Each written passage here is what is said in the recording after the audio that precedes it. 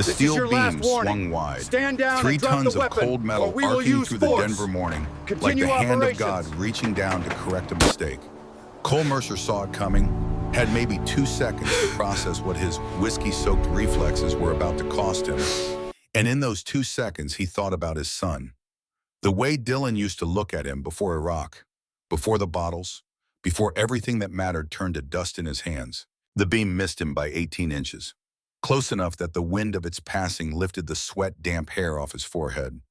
Close enough that Tommy Rodriguez, the site foreman, came running across the scaffolding with his hard hat in one hand and a pink slip in the other. "You are done here, Cole." Tommy did not look angry. He looked tired, the way a man looks when he has run out of second chances to give. "I cannot have you on my site anymore. Not like this." Cole Mercer stood there in his steel-toed boots and his high-visibility vest, 42 years old and circling the drain, and he wanted to argue. Wanted to explain that the 3 beers at lunch were just to steady his hands, that the half pint of Jim Beam in his truck was medicinal, that the nightmares from Fallujah did not respect company time. But Tommy had been a Marine too. 3rd Battalion, 5th Marines, Ramadi, 2006. The man knew about nightmares. "I will pack my tools," Cole said. Tommy nodded. "You got someone you can call? Someone who can come get you?" Cole thought about his ex-wife Jennifer, who would answer the phone with that specific kind of silence that meant she already knew, somehow, that he had screwed up again. He thought about his brother in Phoenix, who had stopped taking his calls 2 years ago. He thought about the son who had not looked him in the eye since Christmas. "I can drive myself. The breathalyzer says different." Tommy pulled the device from his pocket, the same one the company made them all blow into after lunch. The little screen read .08. Legal limit was .04 on a construction site. Cole had known the rules. He had just stopped caring about rules somewhere between his 3rd tour and his divorce. He sat in the passenger seat of his own truck while Tommy drove him back to the apartment complex off Colfax, the one with the broken security gate and the parking lot that smelled like old cooking oil and failure. Tommy did not say much. What was there to say? They had both seen what happened to Marines who could not let go of the war. The statistics were not kind. "Take care of yourself, brother."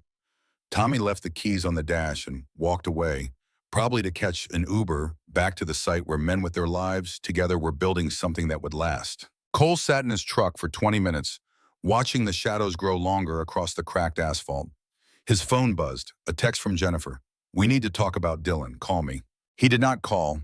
He went inside instead to the studio apartment that cost $1,200 a month and contained almost nothing that mattered.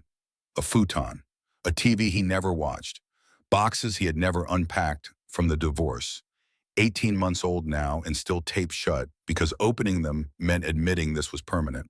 The refrigerator held a 6-pack of Coors and a pizza box with 2 slices of something that might have been pepperoni before it fossilized.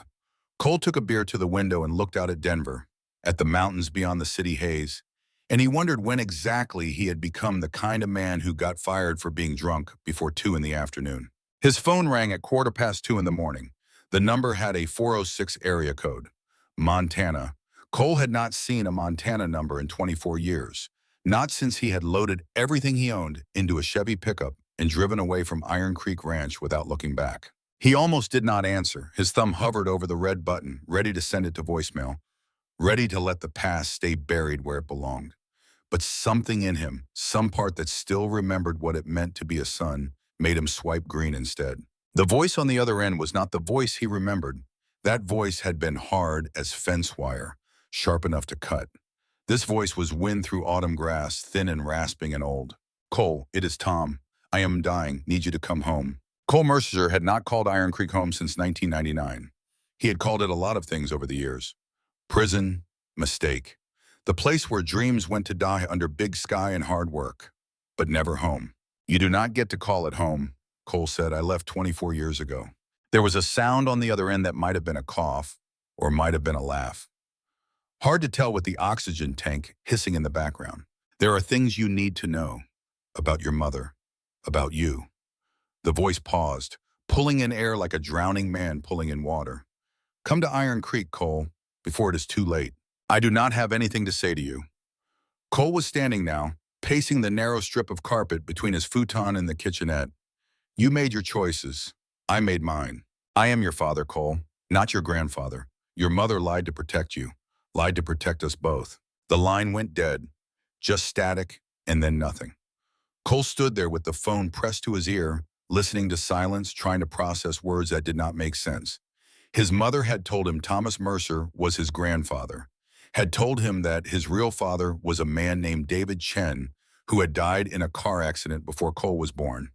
She had shown him pictures, a stranger's face in a stranger's uniform. Cole looked around his apartment at the accumulated wreckage of his life, at the discharge papers from the Marines framed on the wall next to the Purple Heart he had never worn, at the divorce decree on the counter next to the empty beer bottles, at the photo of Dylan, 12 years old and smiling, from back when his son still believed his father was a hero. He called Jennifer at 7 in the morning, after 3 more beers and no sleep.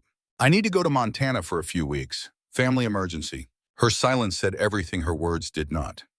Then carefully, as if speaking to something fragile and dangerous, I thought you did not have family in Montana anymore. I do not. But Tom is dying and he says he is my father, not my grandfather, and I need to know if that is the whiskey talking or if my entire life has been a lie. More silence. Then softer.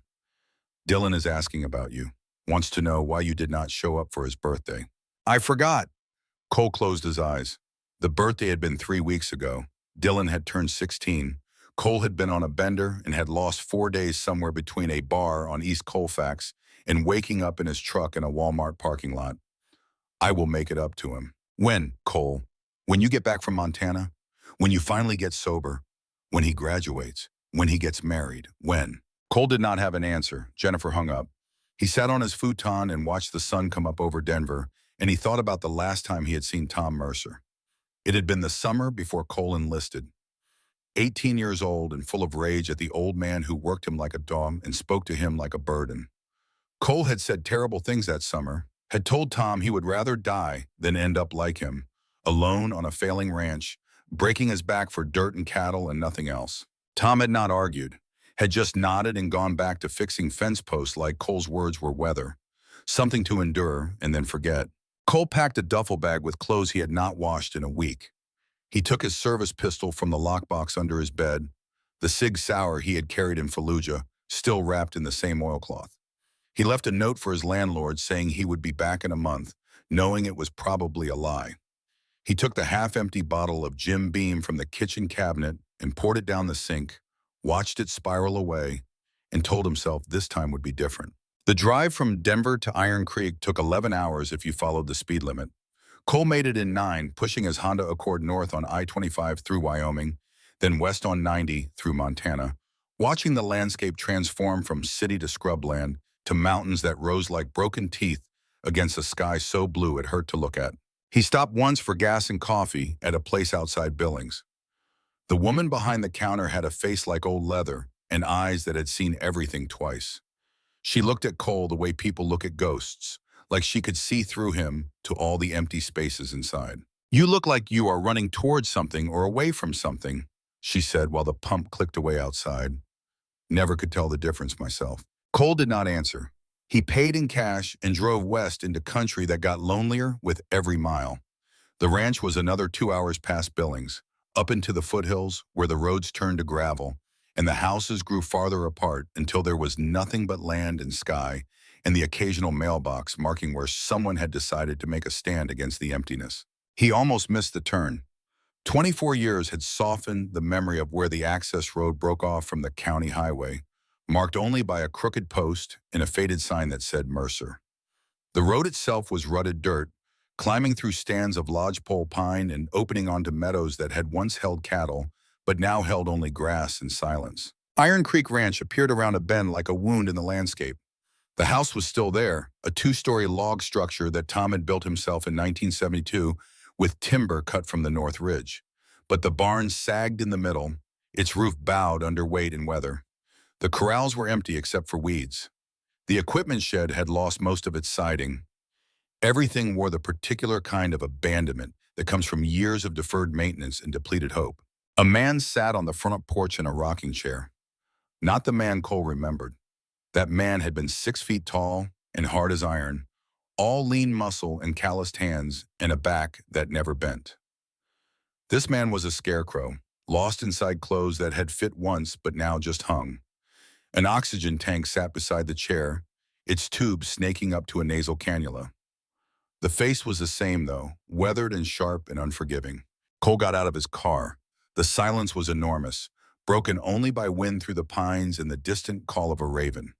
He walked to the porch steps and stopped, looking up at the man who might be his father, might be his grandfather, might just be a stranger who shared some DNA in a history of poor choices. "You came." Tom's voice was the sound of gravel washing down a mountain. "I was not sure you would." "You said you are my father." Cole kept his hands in his pockets. "Prove it." Tom reached beside the chair and lifted a manila envelope, the kind lawyers use for documents that matter. He held it out, his hand shaking slightly from the effort. Inside were papers, a birth certificate, original, dated March 15th, 1982. Father's name, Thomas Joseph Mercer. Mother's name, Linda Marie Chen. Cole's name, right there in blue ink, official and irrevocable. There was more. A DNA test from 1998, the kind you mail in and wait 6 weeks for results. Probability of paternity, 99.97%. And at the bottom, a letter in his mother's handwriting, dated 2 weeks before she died of breast cancer, when Cole was 16. Cole read the letter, standing on the porch steps while Tom watched. His mother's words were careful and sad, and full of the kind of love that breaks things trying to protect them. She explained that Tom had come back from Vietnam in 1971, 23 years old, and so damaged by what he had seen that he could barely function in civilian life. She had been his nurse at the VA hospital in Great Falls. They had fallen in love the way broken people sometimes do, desperately and without wisdom. When she got pregnant, Tom had been honest with her. He did not know how to be a father, did not trust himself around a child. The nightmares were too bad. The rage was too close to the surface. He had offered to marry her anyway, to try, but she had seen what the war had done to him, and she had made a different choice. She had told everyone the father was David Chen, a med school classmate who had actually died in a car accident, convenient and unverifiable. She had raised Cole as a single mother and had let him believe his grandfather was just a hard old man who ran a ranch in Montana, not the father who had been too broken to claim him. "I wanted to protect you from my damage," she wrote. "I wanted you to have a childhood that was not haunted by the things I saw in him. Maybe I was wrong, maybe I should have told you, but I loved you too much to take the chance." Cole folded the letter and put it back in the envelope. His hands were steady. That surprised him. He had thought they would shake. "Why tell me now?" He looked up at Tom. "Why not 20 years ago? Why not when I was 18 and stupid and might have forgiven you?" "Because I was ashamed." Tom pulled in oxygen, the machine hissing beside him like mechanical breath. "Your mother deserved better than a broken soldier who woke up screaming 3 nights out of 7. You deserve better than a father who saw dead children every time he closed his eyes. So you just watched." Cole felt something hot and sharp moving in his chest. "From a distance, like I was a project you were curious about but not invested in." Tom did not look away. "I came to every birthday until you were 12, stayed at the edge of the park, watched you open presents. I was at your high school graduation. Back row, left side. I was at your wedding. I sat in my truck in the parking lot and watched you and Jennifer come out of that church looking so young and so sure." Cole remembered none of this. He had been too busy living his life to notice the ghost watching from the margins. "I saw you deploy," Tom continued. 3 times I stood at the gate at Fort Carson and watched your unit roll out, and I was there when you came back. Every time, waiting to see if you would come home broken like me or if you would somehow escape it." Cole laughed, and it was a bitter sound. "Guess we know how that turned out." Tom nodded slowly. "You drink like I did. You got the same look in your eyes I saw in the mirror for 40 years. The war does not end just because you leave the desert, does it?" "No." Cole sat down on the porch steps, suddenly tired in a way that had nothing to do with the drive. "No, it does not." They sat in silence for a while, father and son, 2 Marines separated by 30 years and 1 war, but connected by all the ways violence changes a man. A hawk circled overhead, riding thermals up toward the mountains. The sun was starting to drop toward the western ridgeline, painting everything gold. "There is something else," Tom said finally. "Something more important than old lies and old shame. Something that is going to get one of us killed if you do not help me protect it." Cole turned to look at him. "What are you talking about?" Tom pointed toward the north, where the land rose toward a ridge covered in pine and aspen. You see that high country? That is the North Ridge. 1,200 acres of the hardest, steepest, most worthless grazing land in Park County. I bought it in 1972 with my discharge money and a loan I am still paying off. Everyone thought I was crazy. Were you? Tom smiled, and it was the first time Cole had seen anything like warmth in the old man's face. Maybe. But I had a good reason. There is something under that ridge, Cole. Something I found in Vietnam and found again here. Something worth more than all the cattle in Montana. And there is a man named Bill Hartley who has been trying to take it from me for 28 years. Cole waited. The wind moved through the pines with a sound like water. His father was trying too before that, Tom said. Gerald Hartley, mean son of a bitch who ran a mining company and thought everything under the ground belonged to him by right of being willing to dig for it. He offered me $2 million in 1995 for the North Ridge. When I said no, he had accidents start happening. Barn fire, truck brakes failed, equipment sabotaged. I had a lawyer send him a cease and desist. 2 weeks later, the lawyer's office burned down. No one was hurt, but all my documentation went up in smoke. What kind of documentation? Tom looked at him with eyes that had seen terrible things and survived them. The kind that proves what is under that ridge is not a mineral deposit or a water source or anything that can be owned and extracted and sold. The kind that proves some things are meant to be protected, not exploited. You are not making sense. Cole stood up. I drove 11 hours to hear you are my father and there is buried treasure under your ranch. This sounds like dementia talking. Tomorrow, Tom said. I will show you tomorrow. Tonight, you need to sleep. And I need to tell you about a man named Jesse Proudfoot. The house smelled like coffee and old wood and the particular emptiness of a place where one person lives alone. Tom's bedroom was on the first floor now, converted from what used to be an office. He moved slowly, each step calculated around the limits of lungs that were more scar tissue than function. Cole took his old room upstairs. It had not changed. Same narrow bed, same window looking north toward the ridge, same water stain on the ceiling from the winter the pipes had frozen. He dropped his duffel bag on the floor and sat on the bed and felt 16 again, angry and trapped and desperate to be anywhere else. His phone buzzed. A text from Dylan. Mom says you went to Montana. Are you okay? Cole stared at the message for a long time. He typed and deleted 3 different responses. Finally, he just wrote, getting there. Miss you, kid. Dylan did not respond. Cole had not expected him to. He lay in bed and listened to the sounds of the old house settling, the creak of wood and the tick of cooling metal and the whisper of wind under the eaves. Somewhere downstairs, Tom was coughing, long and wet and painful. Cole thought about going down to check on him, thought about it and did not move. He dreamed of Fallujah, the same dream he always had. The house on the corner of nowhere and nothing, door kicked in, rooms cleared, and then the closet. The woman and the 2 children, huddled in the dark, eyes wide. The boy could not have been more than 6. Cole had lowered his rifle and told them it was okay. They were safe now, and then the world had gone white and loud.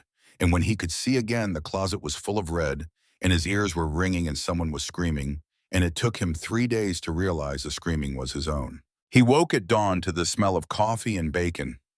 Downstairs, Tom was at the stove, moving with the careful deliberation of a man who has to negotiate with his body for every action. 2 plates sat on the counter, 2 mugs. Tom poured coffee without asking and slid a mug across to Cole. Eat something. We got a long walk ahead of us. They ate in silence. The bacon was crispy. The eggs were scrambled with cheese and pepper. It was the best meal Cole had eaten in months, and that made him angry for reasons he could not quite name. After breakfast, Tom led him outside. A man was waiting by an old Ford pickup, tall and broad, and somewhere in his 70s, with a face that looked carved from the same stone as the mountains. His hair was long and shot through with gray, pulled back in a ponytail. He wore jeans and a canvas jacket and boots that had walked a lot of miles. Cole, this is Jesse Proudfoot. Tom made the introduction with something that might have been pride. He saved my life in Da Nang. I owe him everything. Jesse looked at Cole with eyes that were dark and calm and utterly unreadable. Your father talks too much about old debts. I would have died in that jungle if not for him. We are even and have been for 50 years. They shook hands. Jesse's grip was firm and calloused and honest. Jesse is Crow, Tom said. His people have been in this valley longer than there have been words to describe how long. And they know things about the land that maps do not show. They drove north into the pickup, Tom in the passenger seat with his oxygen tank between his knees, Jesse driving, Cole in the back holding on as the truck bounced over ruts and rocks. The road was barely a road, more like a suggestion that someone had once thought about driving this way. It climbed through meadows and stands of aspen that were just starting to turn gold at the edges. After 40 minutes, Jesse stopped the truck at the base of a steep slope covered in pine. From here we walk. It took them an hour to reach the cave entrance. Tom had to stop every 10 minutes to catch his breath, leaning against trees while the oxygen tank hissed its mechanical mercy. Cole wanted to help, but did not know how. Jesse walked ahead, patient and unhurried, as if he had all the time in the world. The entrance was hidden behind a rockfall in a thick growth of juniper. Jesse moved branches aside to reveal a gap in the stone, maybe 4 feet high and 3 feet wide. Dark air breathed out of it, cool and damp and old. Tom went first, moving sideways through the gap with his tank scraping on stone. Jesse followed. Cole hesitated at the threshold, looking back at the sunlight in the green world, and then he ducked inside. The passage opened almost immediately into a chamber that was bigger than Tom's house. Cole's flashlight beam played across walls of limestone that gleamed with moisture. Stalactites hung from the ceiling like frozen waterfalls. And at the center of the chamber, a pool of water, maybe 30 feet across, perfectly still, and reflecting the light back in shades of blue and green that did not exist in nature. Tom walked to the edge of the pool and knelt, his breathing labored. He took off his oxygen cannula for a moment and dipped his hand in the water. When he brought it up, the water clung to his fingers, viscous and luminous, dripping back into the pool with a sound like quiet music. "Put your hand in," Tom said. Cole knelt beside him. The water was warm, almost body temperature. And it was not just water. It had texture, thickness, like touching silk that was also liquid. He pulled his hand out and watched the stuff run off his skin, glowing faintly in the darkness. "What is this?" Jesse spoke from behind them. "My grandfather told me stories when I was young, stories about water that sang, water that healed, water that came from stars that fell when the world was new. I thought they were just stories until Tom found this place." Tom pulled a knife from his belt, an old case Stockman with a blade worn thin from decades of sharpening. Before Cole could stop him, he drew the blade across his palm, opening a cut that welled with blood. "Jesus!" Cole started forward, but Jesse put a hand on his shoulder. "Wait!" Tom plunged his cut hand into the pool, held it there for 30 seconds. When he pulled it out, the cut was gone. Not healed, not scabbed. Gone. The skin was smooth and whole, with only a faint pink line to show where the knife had been. Cole stared. His mind tried to find rational explanations and came up empty. "We do not know what it is," Tom said. "We have had it tested. The best labs in the country. They cannot identify it. It is not bacterial. It is not viral. It is not mineral in any conventional sense. It acts like living tissue but has no cellular structure. It generates light through a process that should not be possible. And it heals damage to living tissue at a rate that violates everything we know about biology." "This is not possible," Cole heard himself say. Jesse walked to the edge of the pool and knelt. He reached into the water and brought up something that Cole had thought was a rock. It moved, unfolding slowly, reaching with arms that were translucent and fringed with fine filaments that waved in the water like grass in wind. It was a starfish, but not like any starfish that should exist. It was the size of a dinner plate, and its body pulsed with soft blue light. "These are what make the luminesce," Jesse said. "That is what we call it. The light substance. They are old, Cole, older than this mountain, older than humans, maybe older than memory, and there are only 14 of them left in the world. All here in this pool." Cole looked at the creature in Jesse's hands. It was beautiful and alien and impossible. As he watched, it secreted a drop of the luminous fluid from its central body. The drop fell into the pool with a sound like a bell. "Fossils of their kind have been found in rocks 400 million years old," Tom said. "They should be extinct. But here they are, living, creating this substance that can heal wounds, cure disease, maybe even extend life. I have been taking a spoonful of luminesce every day for 18 months. The doctors gave me 6 months to live. That was a year and a half ago." Cole sat back on his heels, trying to process. This is why Hartley wants the land. Tom nodded. Gerald Hartley found out about this place in 1995. I do not know how. Maybe he had scouts looking for mineral deposits. Maybe someone who worked for me talked. But he knew, and he wanted it, not to protect it, to exploit it, to patent it, synthesize it, sell it for billions. And when you would not sell, Cole said slowly, he tried to force you. Tried is the right word. Tom's voice was hard. I had lawyers build protections into the land deed. The cave is designated a protected habitat. The creatures are listed as endangered, even though they are not officially recognized because we have kept them secret. As long as I own this land and keep the secret, the luminescence is safe. But if I die, or if the land gets sold, all those protections dissolve. Cole looked at his father, at Jesse, at the pool of impossible water and the creatures that made it. He thought about his apartment in Denver, about his job he had lost, about his son who did not want to see him, about a life that had been circling the drain for years. Why are you telling me this now? Because Gerald Hartley died in 2010, Tom said, and his son Bill inherited everything. The company, the obsession, the lack of scruples. And Bill is smarter than his father, more patient.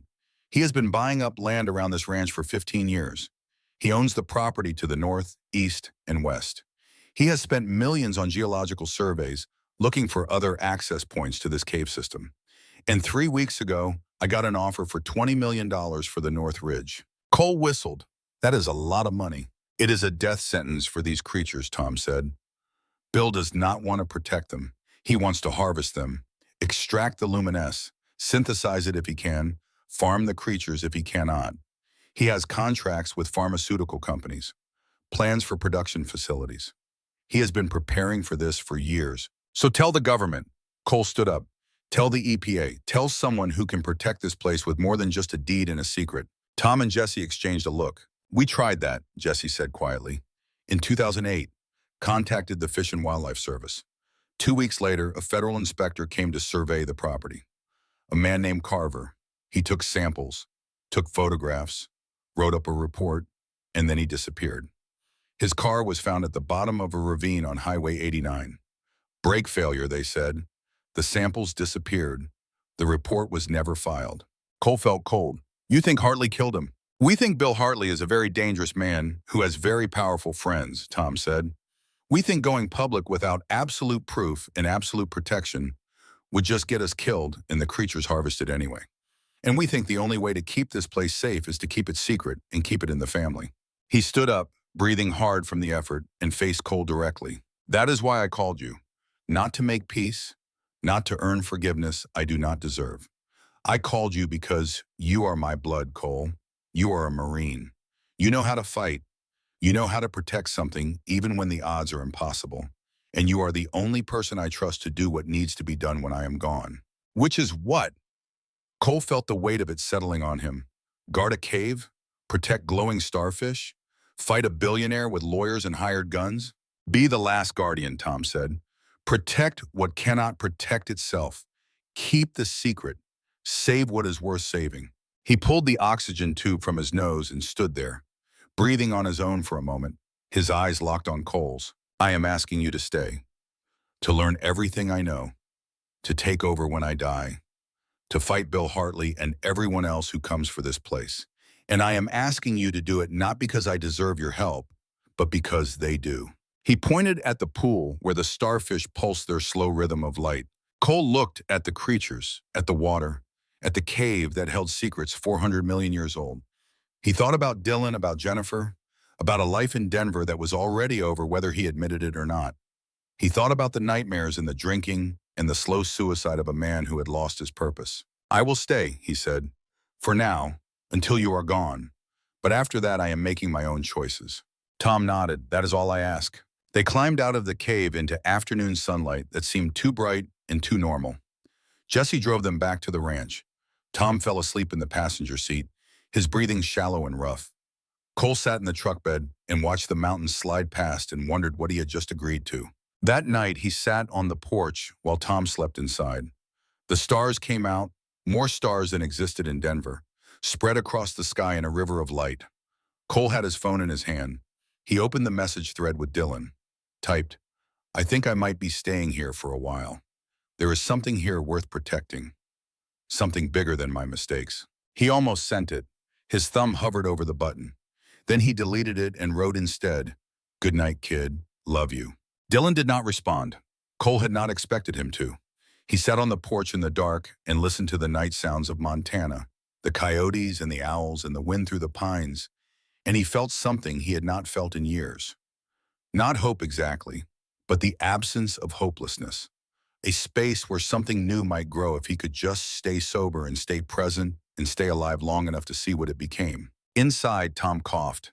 It was a wet, broken sound, the sound of a man drowning on dry land.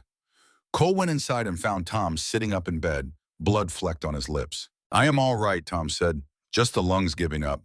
Cole got him water, helped him drink, adjusted the oxygen flow. "Tell me about the war," Cole said. "Tell me what happened to you over there." Tom looked at him for a long moment. Then he started talking. And for the first time in 42 years, father and son sat together in the dark and shared the weight of what it meant to survive something that tried to destroy you. They talked until dawn, two Marines who had walked through fire and come out changed. And in the talking, something began to heal that neither of them had known was broken. When the sun came up, Tom was asleep. Cole covered him with a blanket and went outside to watch the light spread across the ranch. The North Ridge stood dark against the morning sky, holding its ancient secret. And Cole Mercer, 42 years old and unemployed and halfway to the grave, felt something that might have been purpose settling into his bones. The first thing Cole learned about ranching was that it started before the world woke up. 4:30 in the morning, darkness still thick as tar, and Tom was already in the kitchen boiling coffee strong enough to strip paint. Cole came down the stairs with his eyes half open and his body protesting every step, muscles he had forgotten he owned making their complaints known. "Cattle do not care if you are tired," Tom said, handing him a mug. "They do not care if it is cold, or if your back hurts, or if you would rather be sleeping. They need feeding at or they start tearing down fences looking for food." Cole drank the coffee. It tasted like motor oil and regret. "How many head you got?" "50s too, used to be 300, but I had to sell off most of them to pay medical bills. These last few are all that is keeping the bank from foreclosing." They went out into the cold dark, their breath steaming, boots crunching on frost that turned the grass silver. The cattle barn was a long, low structure with gaps in the siding where the wind came through. Inside, 52 head of Angus beef cattle waited, their eyes reflecting the beam of Cole's flashlight like coins at the bottom of a well. Tom showed him how to measure the feed, how to distribute it evenly down the troughs, how to check each animal for signs of disease or injury. The work was physical in a way that office work never was, in a way that even the military had not been. This was not about speed or aggression. It was about patience and attention and the slow accumulation of small tasks done right. By the time the sun came up, Cole's shoulders ached and his hands were numb from the cold. Tom moved through the work like a man half his age, the oxygen tank strapped to his back not slowing him down. Only the periodic stops to catch his breath, hand pressed against a post while his lungs fought to process air, gave away how close to the edge he was walking. After feeding came fence inspection. 3 miles of perimeter fence that needed checking every day for breaks, weaknesses, places where the wire had rusted through or the posts had rotted. Jesse met them at the north pasture gate, driving up in his old Ford with a load of supplies in the bed. "Thought you might need an extra set of hands," Jesse said to Cole. "Your daddy is too proud to ask for help, but I have been watching him try to do this alone for 2 years. About time, someone younger took some of the weight." They worked the fence line together, Cole and Jesse, while Tom supervised from the truck. Jesse had the kind of hands that had done this work for 60 years, quick and sure, knowing exactly how much tension to put on wire, exactly how deep to set a post. He did not talk much while he worked, but when he did, his words had weight. "Your father saved my life in a tunnel under Chulai," Jesse said as they replaced a rotted fence post. "We were 3rd Battalion clearing VC bunkers. I went in first, trigger happy and 22 years old. Tripwire caught my boot. Tom saw it before I did. Tackled me back through the entrance just as the grenade went off. Took shrapnel in his back. Still has pieces in there the doctors could not get out." Cole had seen the scars, had wondered about them growing up, back when he thought Tom was just the hard old man who ran the ranch where he spent miserable summers. He never talked about the war, Cole said. Men like your father do not talk about the worst parts, Jesse said. They just carry them. The weight gets heavier every year, but they keep carrying because that is what they know how to do. They worked in silence after that, the rhythm of the labor creating its own kind of meditation. Dig, set, tamp, stretch, staple, over and over. The simplicity of it was almost restful.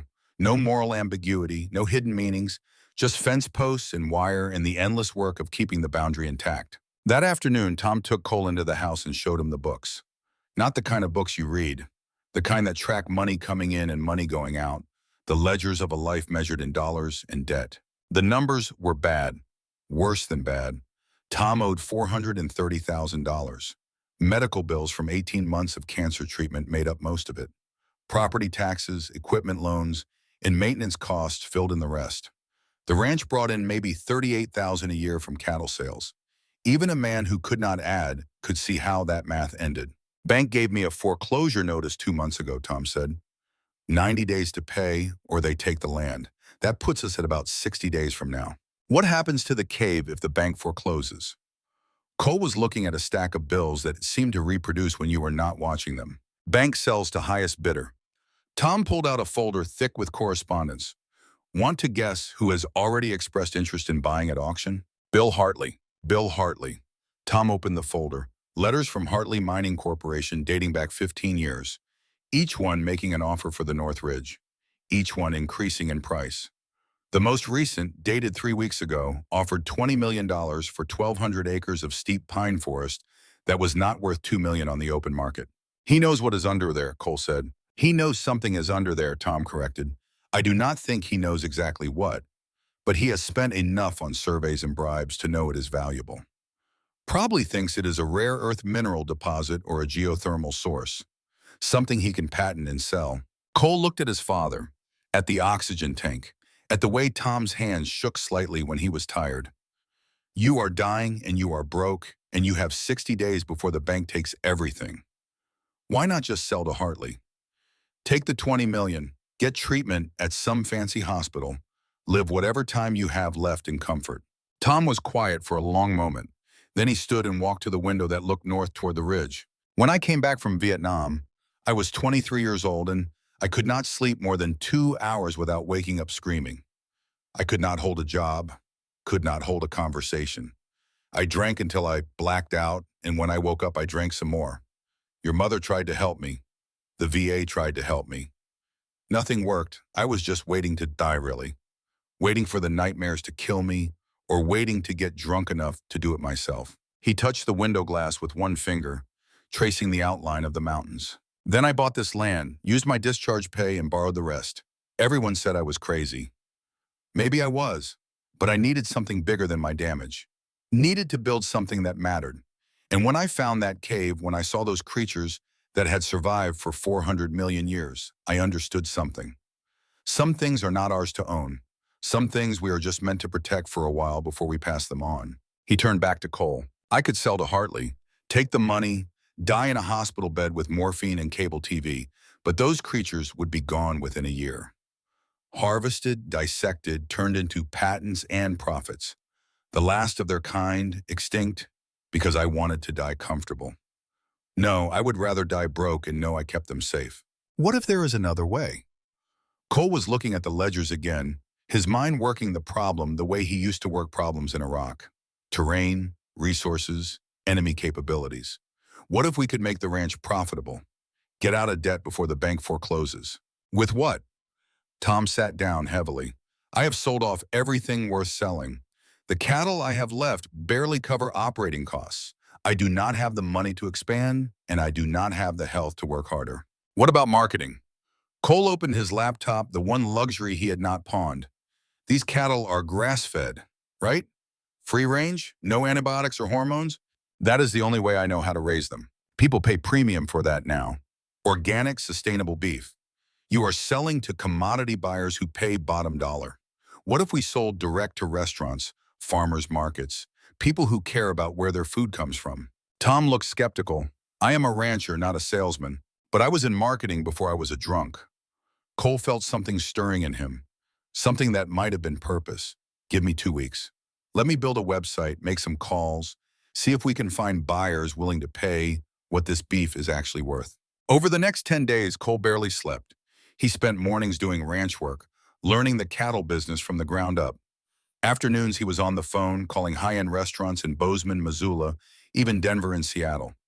Evenings, he built a website, took photographs of the ranch and the cattle, wrote copy about sustainable ranching and the Montana tradition. The first sale came on day 8.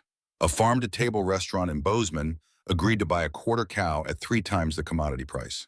The second came 2 days later. A butcher shop in Missoula wanted to feature Montana grass-fed beef. By the end of the second week, Cole had commitments for 10 head at prices that would bring in $60,000, almost double what Tom usually made in a year. "It is not enough," Tom said when Cole showed him the numbers. "It is better, but it is not enough to pay off the debt." "It is a start," Cole said. "We build the customer base, we can expand, buy more cattle, run them on the land we have. Make this place profitable again." Tom looked at him, and there was always something in his eyes that might have been hope, though it was hard to tell with a man who had spent 50 years learning not to hope for much. Their conversation was interrupted by the sound of tires on gravel, a vehicle coming up the ranch road too fast, trailing dust. Cole went to the window and watched a black Chevrolet Suburban pull up in front of the house, followed by 2 more identical vehicles. Government plates. Federal. "This cannot be good," Tom said. The man who got out of the lead vehicle was in his late 30s, wearing a suit that cost more than Cole's truck and sunglasses that did not quite hide the kind of eyes that saw through lies. He walked to the porch like a man who owned the ground he walked on. "Thomas Mercer?" The man did not offer his hand. "I am Special Agent Dalton Chen, FBI. I need to ask you some questions about mineral rights surveys being conducted on your property." "I have not authorized any surveys," Tom said. "That is interesting because we have reports of unauthorized drilling activity on the North Ridge section of your ranch. Trespassing, possibly environmental violations. You know anything about that?" Cole stepped forward. "If someone is drilling on our land without permission, that is called theft. Why are you asking us about it instead of arresting them?" Agent Chen turned his sunglasses toward Cole. "And you are?" "His son." Cole kept his voice level. "We have had problems with Heartland Mining trying to access our land illegally. If they are drilling now, that is on them, not us."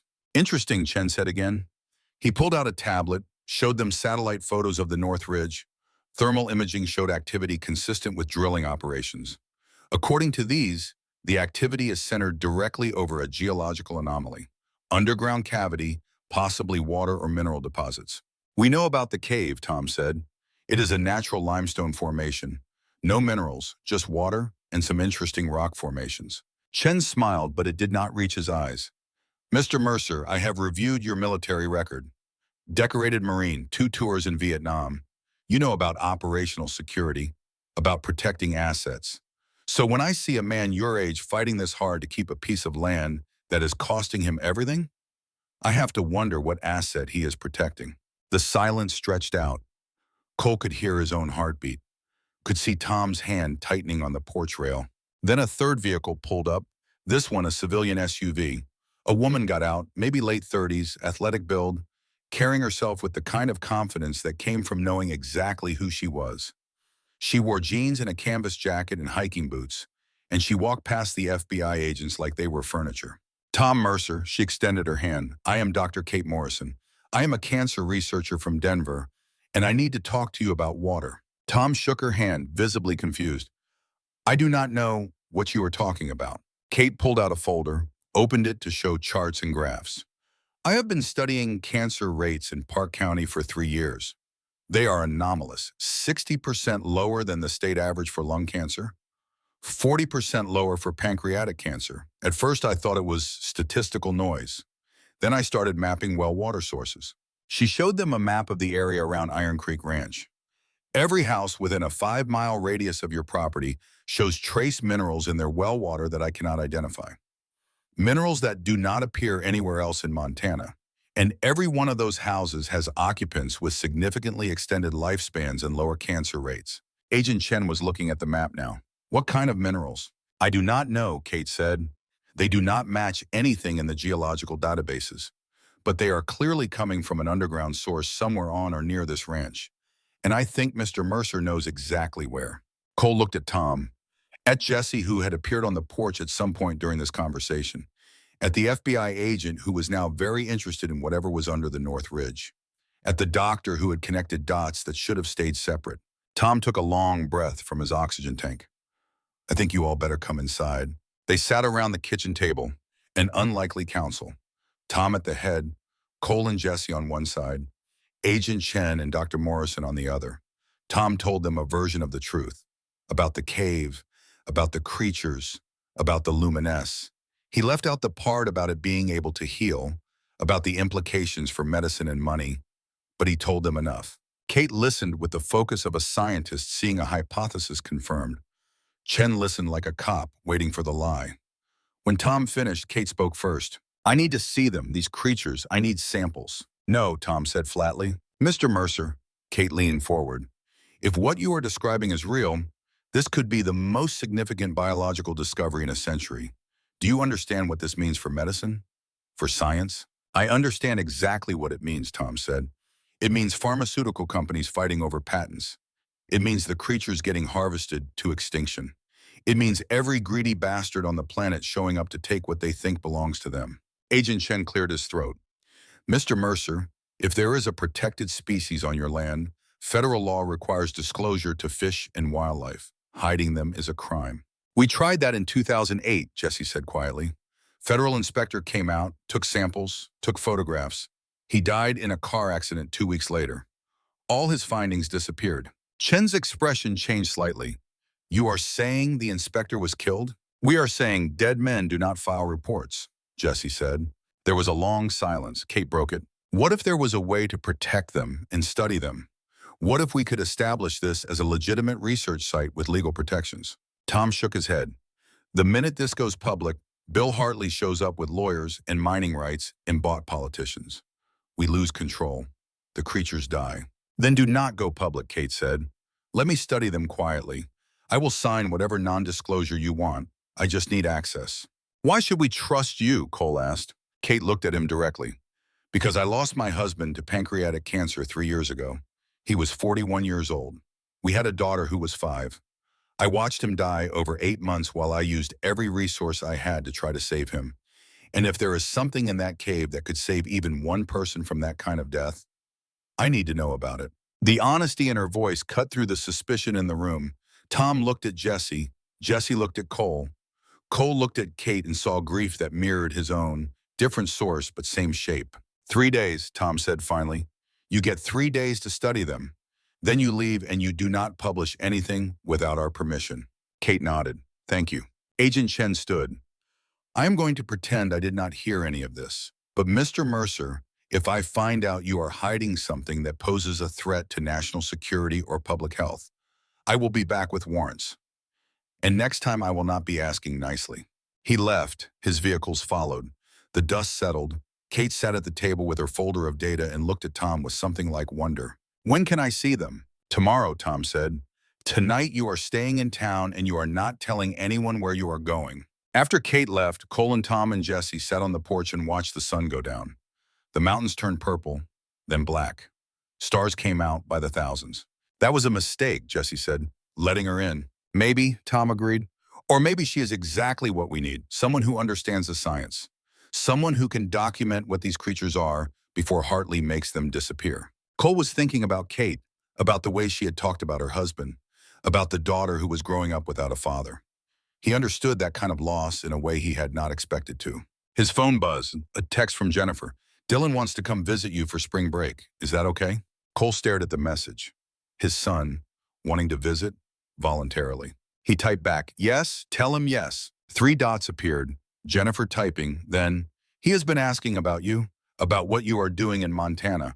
I told him you are helping family. He seems to think that is cool. Cole felt something crack open in his chest, something that had been frozen for a long time. Tell him I miss him, Cole wrote. Tell him I am getting better. Are you?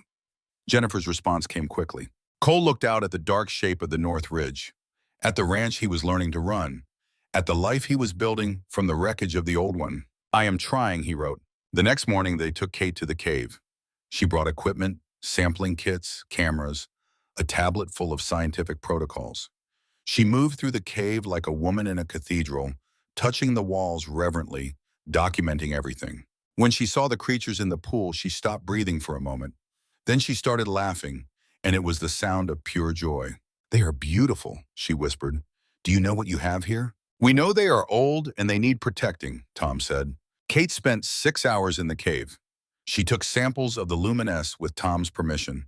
She photographed the creatures from every angle. She tested the water temperature, pH, mineral content. She worked with the intensity of someone who had found the answer to a question she had been asking her whole life. On the third day, she came to the ranch house and sat with them at the kitchen table. Her findings were spread out in front of her, charts and graphs and microscope images. "I do not know what they are," she said. "I mean that literally. They do not fit into any known taxonomy. Their cellular structure is unlike anything I have seen. The luminesce they produce contains compounds that should not exist. And the healing properties," she paused, looking at Tom. "You said you have been drinking this? A spoonful a day. Your lung cancer." Kate pulled out a medical file. "I accessed your records. 6 months ago, you had stage 4 adenocarcinoma. Your scans from last week show the tumors have shrunk by 40%. That is not possible with conventional treatment." "It is the luminesce," Tom said. Kate sat back. "If this is real, if this can be replicated, we are talking about a cure for cancer. Maybe not all cancers, maybe not every case, but some, maybe many. Which is why it has to stay secret," Cole said. "The minute this gets out, this ranch gets overrun. By researchers, by corporations, by governments. Those creatures get turned into lab rats. They die and the luminesce dies with them." Kate nodded slowly. "I understand. But Cole, people are dying right now. People like my husband. If we could save even some of them, do we have the right to keep this hidden? Do we have the right to drive a species to extinction to save ourselves?" Jesse asked. The question hung in the air. No one had an answer. That night, Cole walked the property alone. He needed to think, needed to process everything that was happening. The ranch was starting to feel like home in a way Denver never had. The work was hard, but it made sense. The land was vast, but it had boundaries. He was learning who his father was, who he himself might be. His phone rang. "Jennifer. Dylan wants to know if he can bring a friend," she said. "Some girl from his biology class, Emma something." Cole smiled. "A girl. His son was 16 and bringing girls around. Tell him yes. Tell him I will set up the guest room." There was a pause. Then Jennifer said, "You sound different, Cole. Better." "I am working," he said. "Real work. With my hands, it helps." "I am glad." Another pause. "I always hoped you would find something. After the war. Something to replace what it took from you." "Maybe I have." After they hung up, Cole sat on the porch in the dark. Tom was inside, sleeping. Jesse had gone home to his family on the reservation. The ranch was quiet except for the wind and the distant sounds of cattle settling for the night. Cole saw a figure sitting in the rocking chair at the far end of the porch. Tom. No, wait. Tom was inside. But there he was, clear as anything, rocking slowly, looking out at the mountains. "You should be sleeping," Cole said. Tom turned to him. "Been sleeping too much lately. Need to make sure you understand what you are taking on." They talked for an hour, Tom telling stories about the ranch, about the years after Vietnam, about the choices he had made and the ones he regretted. Cole listened, and it was only later, lying in bed, that he realized Tom had been inside the whole time. The man on the porch had been something else. Memory, maybe, or wishful thinking, or the beginning of something Cole did not want to name. The peace lasted 4 more days. Then Bill Hartley made his move. It started with a phone call. A lawyer from Hartley Mining Corporation, polite and professional, informing Tom that they had filed for an emergency geological survey permit based on suspected mineral deposits that cross property lines. The survey was approved. Teams would arrive tomorrow. Tom hung up and immediately called his own lawyer, a man named Pete Garrett, who ran a small practice in town and charged rates Tom could almost afford. Pete made some calls and called back an hour later. "The permit is legitimate," Pete said. "Signed by a county judge. Hartley has been buying up adjacent properties for years.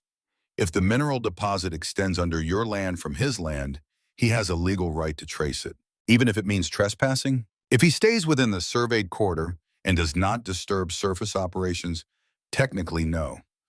"I am sorry, Tom. He outmaneuvered us." The trucks arrived at dawn, 6 of them carrying drilling equipment and crews. They set up on Hartley's property, just over the northern boundary line, and started drilling test cores. Cole and Tom and Jesse stood at the fence line watching. They are aiming for the cave, Jesse said. Look at the angle. Tom's hands were shaking. Not from fear, from rage. We cannot let them reach it, Cole said. What are we supposed to do?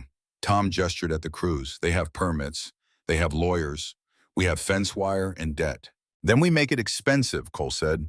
We make it slow. We make them work for every inch. Over the next week, a Cold War developed. Hartley's crews would drill. Cole would file complaints with the county about noise, about water runoff, about environmental impact. The complaints would slow things down for a day or two, then the drilling would resume. Cole started documenting everything. Photos, videos, measurements of how close they were getting to the cave system. He sent it all to Kate, who was analyzing data back in Denver. She confirmed what they feared.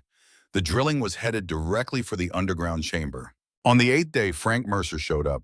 Tom's younger brother, 64 years old and soft around the middle from years of retirement.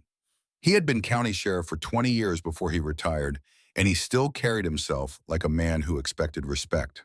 Tommy, Frank said, pulling his brother into a hug, heard you got troubles with Hartley Mining. Thought I would come see if I could help. Tom looked surprised. Frank and he had not been close in years. Different politics, different priorities.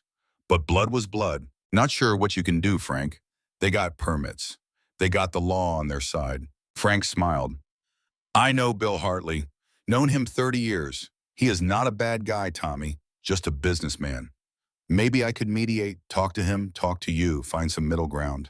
There is no middle ground, Tom said. Either he gets what is under that ridge or he does not. What is under that ridge, Frank asked. That is worth fighting this hard for? Tom hesitated. Then he told Frank a version of the story.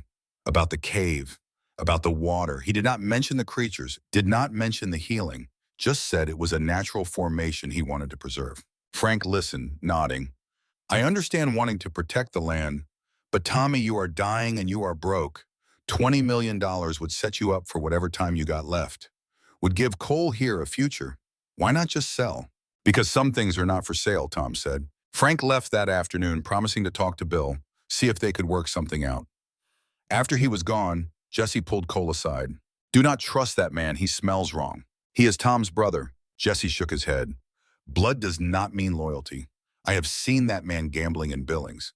He owes money to people who do not forgive debts.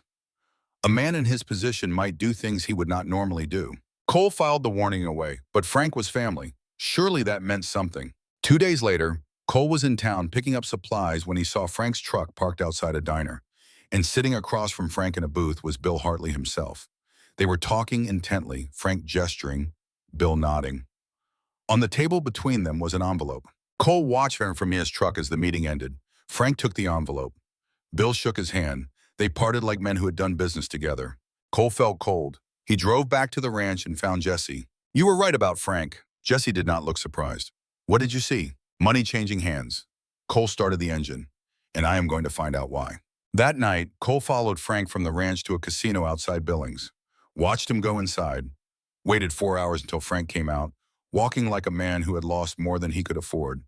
Cole followed him to a parking garage, and there in the dim fluorescent light, he confronted his uncle. How much does he pay you? Frank turned, startled. Then his shoulders slumped. Cole, this is not what you think. Then what is it? Because it looks like you are selling out your own brother. Frank leaned against his truck. I owe $340,000, Cole, to casinos, to bookies, to loan sharks who do not take no for an answer. Bill Hartley paid off my debts. All I had to do was keep him informed about Tom's operation, about the ranch finances, about anything unusual. You have been spying on your own family. I did not think Tom would actually fight back. Frank looked old suddenly. I thought he would eventually sell. Thought I was just speeding up the inevitable. I did not know about the cave, about what is down there. Does Hartley know? Frank shook his head. I told him there was water, that Tom thought it was special. I did not tell him about the creatures because I did not know about the creatures until yesterday when I heard Jesse talking to you. Cole wanted to hit him, wanted to drive his fist into that weak, guilty face, but violence would not solve this.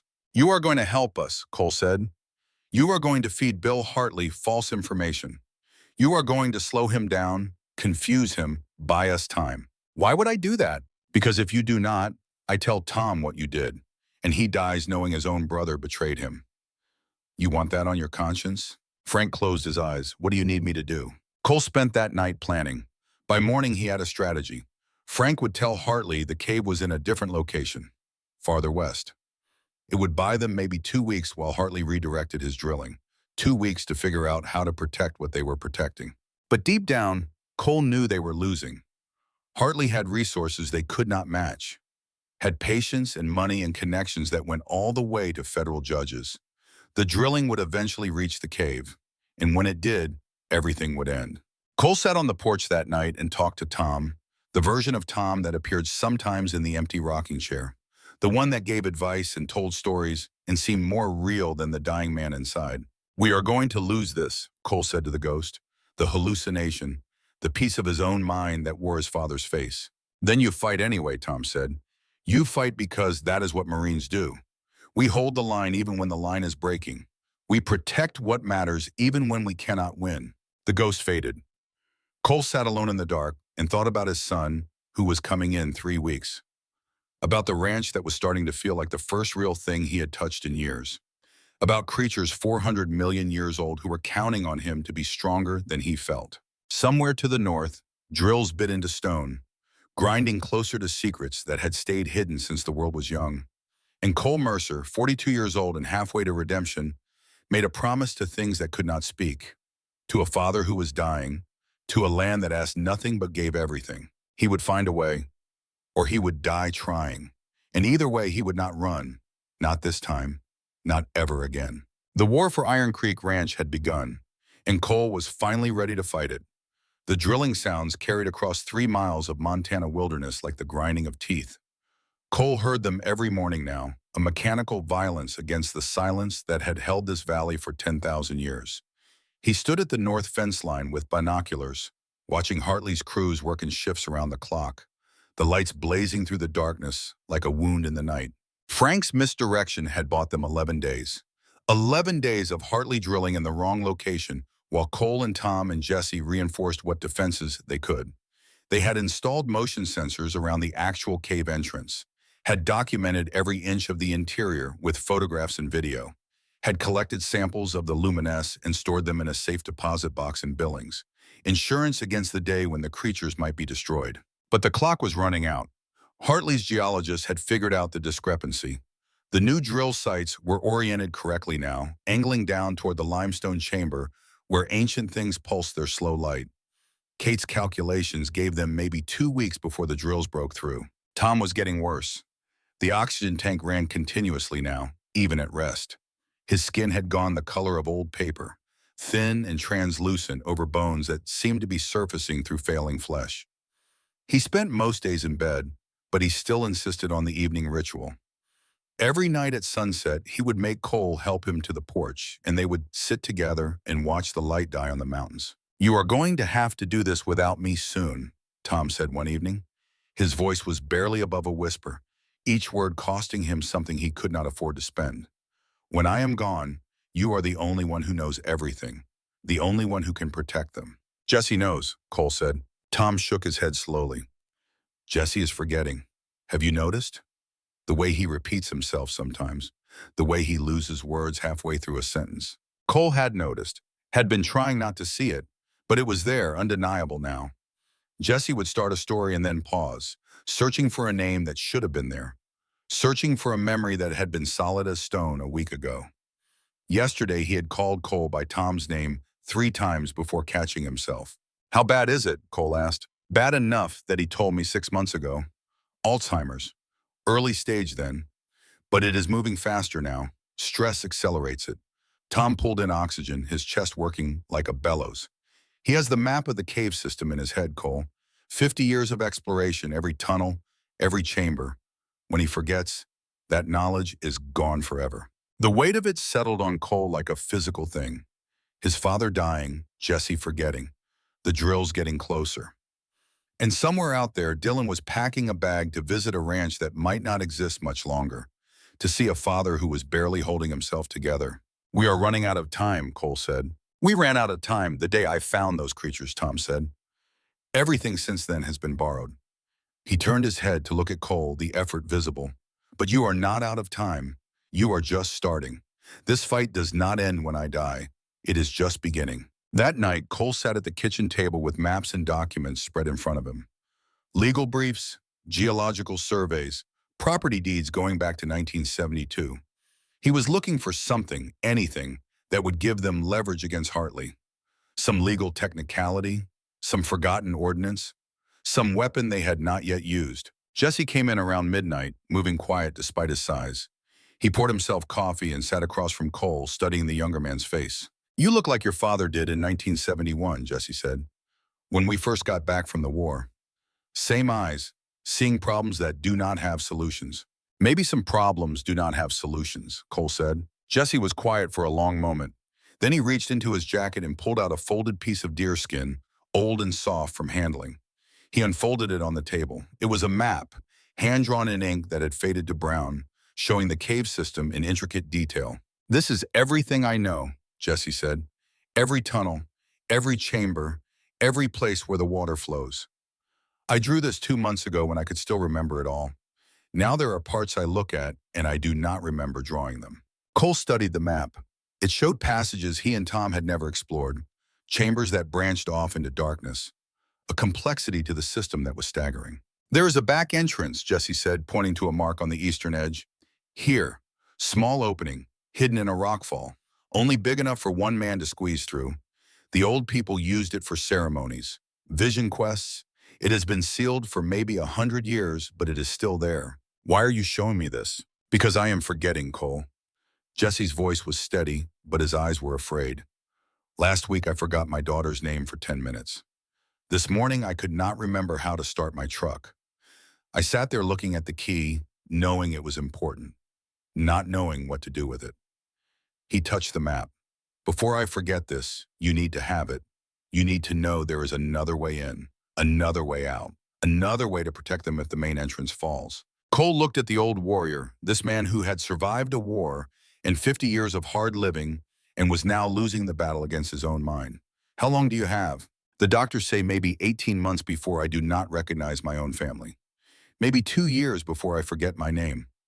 Jesse folded the map carefully, precisely, like a man who still remembered how to do some things. "But I can feel it happening faster.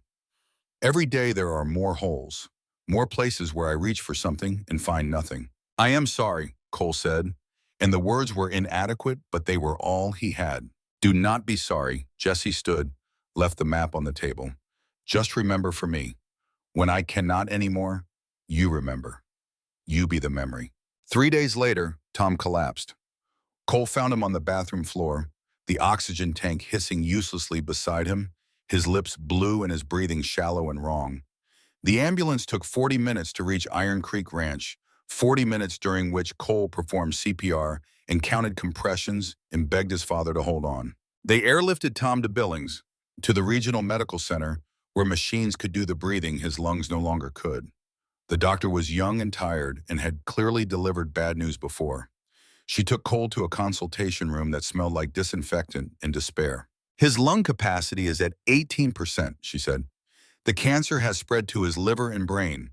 We can keep him comfortable, but we are talking about days now, maybe a week. Can he wake up? Can I talk to him? He is lucid sometimes. The morphine keeps him comfortable, but it also keeps him confused. You might get moments of clarity, or you might not." Cole sat beside his father's bed and watched machines breathe for a man who had survived a war and a hard life and a secret that had consumed 50 years. Tom's eyes would flutter open sometimes, focusing on nothing, seeing things that were not there. Once he spoke, his voice clear and strong despite the tube in his throat. "Shall I?" Tom said. "The tunnel. Jesse, get down." He was back in Vietnam, back in the moment that had defined everything that came after. Cole took his hand, felt the bones like bird wings under paper skin. "You are safe, Dad. The war is over." Tom's eyes focused on him, recognized him. For just a moment, the morphine fog lifted and the man was there. "Did you find it?" "The back entrance, Jesse's map." "I found it." "Good." Tom's grip tightened slightly. "When they come, and they will come, you use it. You save what can be saved. You let the rest go." "I am not letting you go," Cole said. "You do not get a choice in that." Tom smiled, and it was terrible and beautiful. "But you do get a choice about what comes after." You can run or you can stand. You can forget or you can remember. Choose to remember, Cole. Choose to be the guardian. His eyes closed. The machines beeped their mechanical reassurance. Cole sat there until visiting hours ended, then drove back to the ranch through darkness so complete it felt like driving through the void. Jesse was waiting on the porch. One look at Cole's face told him everything. How long? Days, Cole said. They sat in silence. An owl called from the pines. The drills to the north had stopped for the night, leaving a silence that felt like a held breath. He asked me to remember, Cole said finally, when he is gone, to be the memory. Then you will be, Jesse said. That is what sons do. We carry what our fathers cannot. The call came at 3 a.m., 2 days later. Tom had woken up, was asking for Cole, was lucid and insistent. Cole made the drive to Billings in 90 minutes. The Honda pushed to speeds that would have gotten him arrested if anyone had been watching. He reached the hospital as the sun was coming up, painting the parking lot in shades of gold and amber. Tom was sitting up in bed, the oxygen mask off, breathing on his own through sheer force of will. He looked at Cole and his eyes were clear. I do not have long, Tom said. Maybe an hour. The morphine is wearing off and I told them not to give me more. I need to be awake for this. Cole pulled a chair close. I am here. Tom reached under his pillow and pulled out a folded document. Legal paper, formal and official. This is the deed to the ranch. I am signing it over to you. All 1,200 acres. The cattle, the buildings, everything. Dad, you do not have to do this now. Yes, I do. Because Bill Hartley is going to come for you the minute I am dead.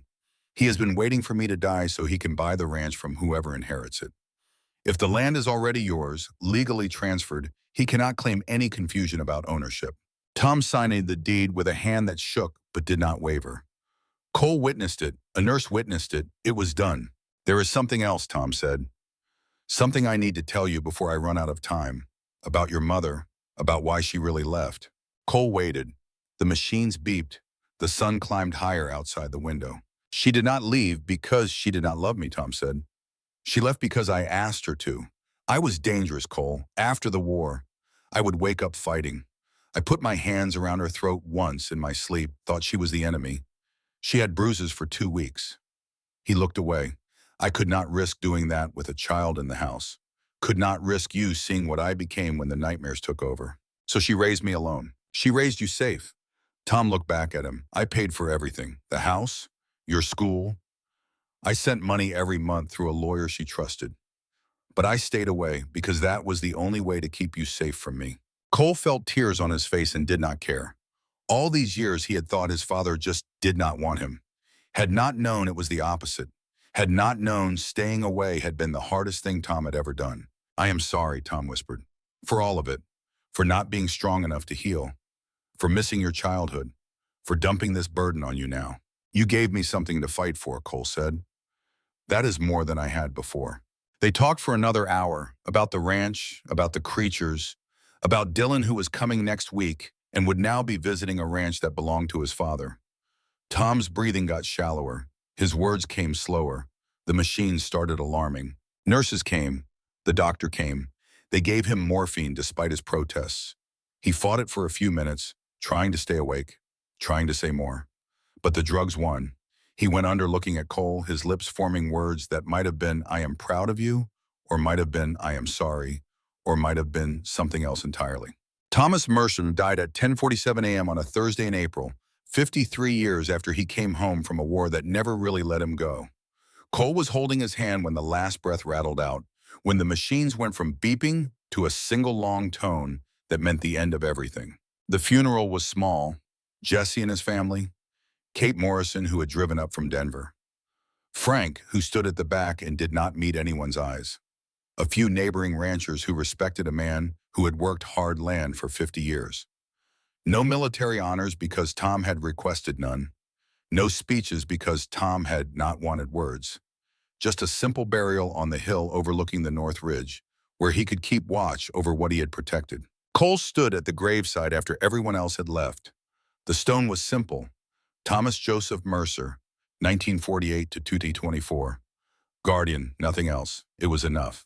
I will keep them safe, Cole said to the fresh earth. I promise. That night, he sat on the porch and Tom was there in the rocking chair, solid as anything, looking out at the mountains.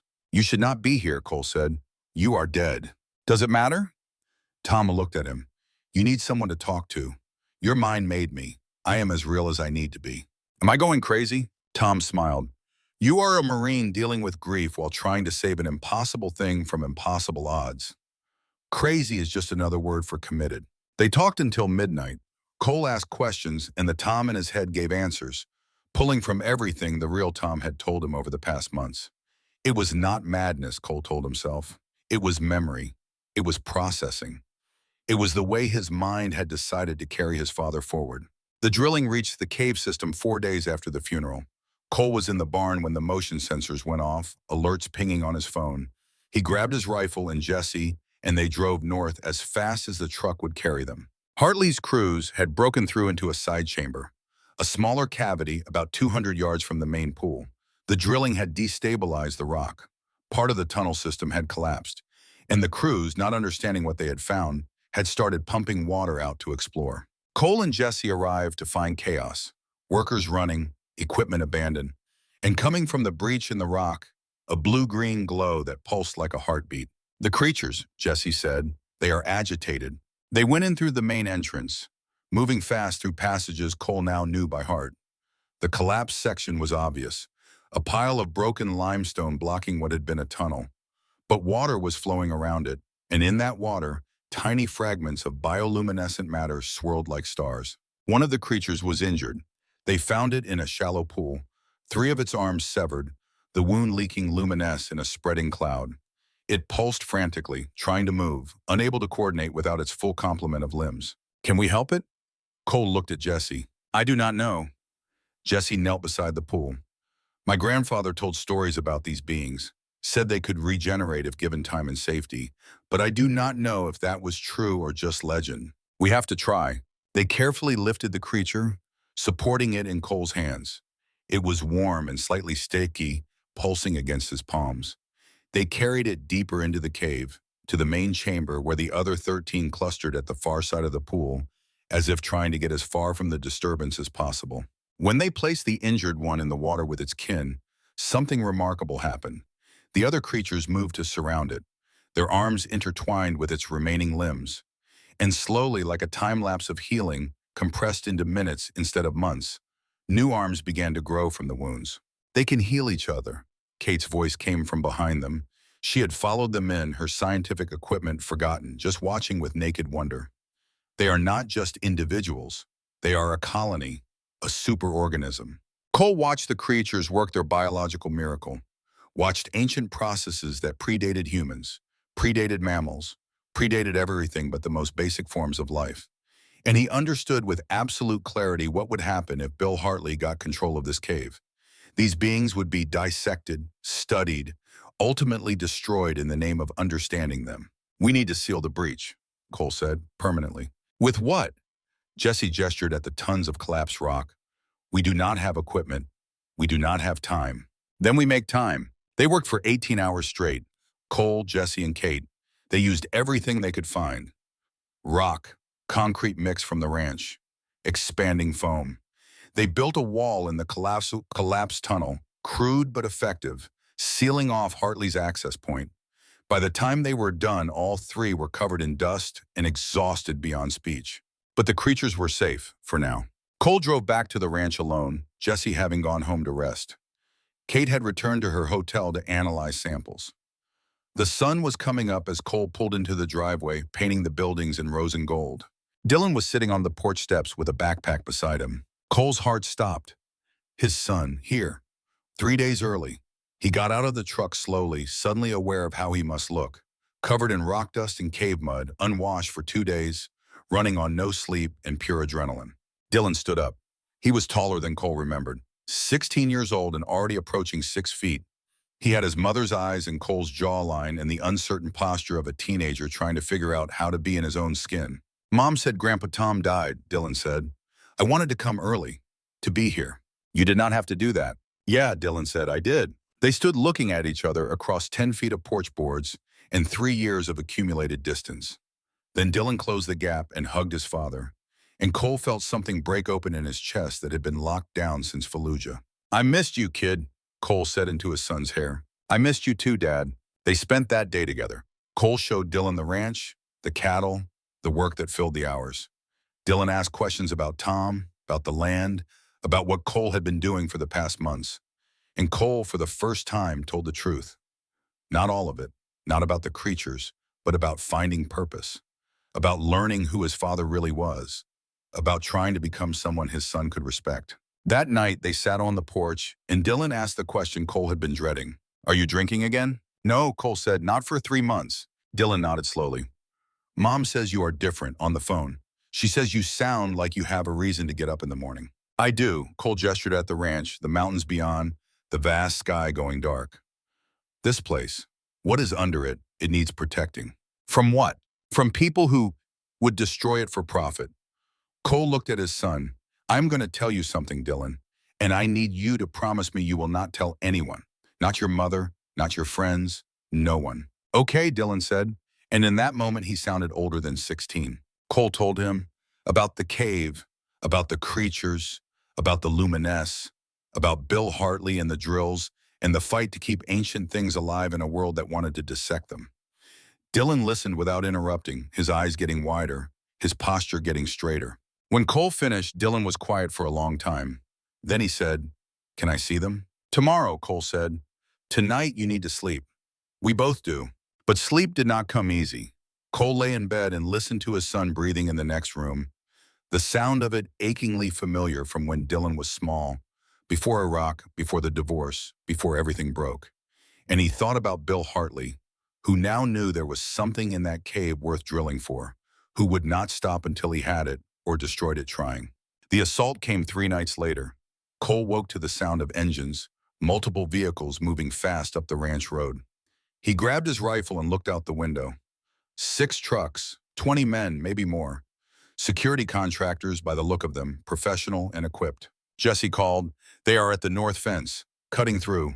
I am on my way." Cole turned to find Dylan standing in the doorway, awake and alert. "Stay here," Cole said. "Lock the doors. If anything happens to me, you call the sheriff. I am coming with you." "No," Cole put a hand on his son's shoulder. "You are 16. This is not your fight. You said this place needs protecting." Dylan's voice was steady. "I am here. I can help." They took both trucks, Cole and Dylan in one, Jesse meeting them at the North Ridge in the other. The contractors had set up lights around the cave entrance, bright as daylight. They had brought drilling equipment, portable and powerful, and standing at the entrance, directing operations, was Bill Hartley himself. Cole pulled up 50 yards away and got out with his rifle visible. Jesse did the same. Dylan stayed in the truck as instructed, but Cole could see him watching, learning. "This is private property, Hartley," Cole's voice carried across the distance. "You are trespassing." Bill turned, and in the harsh LED light, his face looked carved from stone. "Your father is dead, Cole.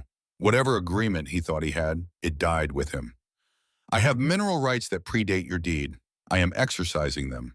Those rights are contested, then contest them in court." Bill smiled. "But I will be done here long before any judge hears your case." Jesse stepped forward. "You do not know what you are doing. What is in that cave is not minerals. It is life, ancient life. You go in there with your machines, you will destroy something that can never be replaced." "I am willing to take that risk," Bill said. The standoff held for a moment. 20 armed contractors against 2 men and a rifle. The math was not good.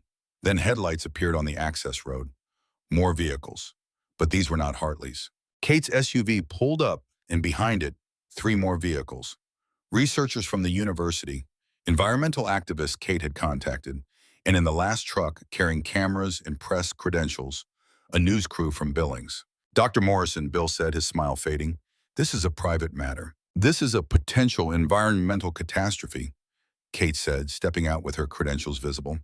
"I have contacted the EPA, the U.S. Fish and Wildlife Service, and the Montana Department of Environmental Quality. All of them are very interested in what you are about to destroy." The news crew was filming now. Bill looked at the cameras, at the gathering crowd, at Cole standing with his rifle. The calculation was visible on his face. He could push through, could use his contractors to force access, but it would be documented, would be public, would be evidence in lawsuits that would follow. "This is not over," Bill said. He gestured to his men. "Pack it up.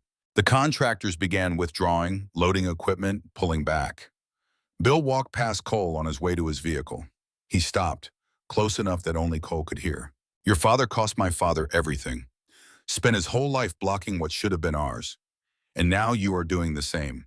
But I am more patient than my father was. I can wait. And when you finally make a mistake, I will be there. You will be waiting a long time, Cole said. Bill smiled. I have nothing but time. Can you say the same? The vehicles pulled away, taillights disappearing down the mountain. Cole stood with Jesse and Kate and Dylan and watched them go. The news crew was interviewing Kate, getting footage of the cave entrance, documenting everything. That bought us maybe a week, Jesse said. Maybe 2.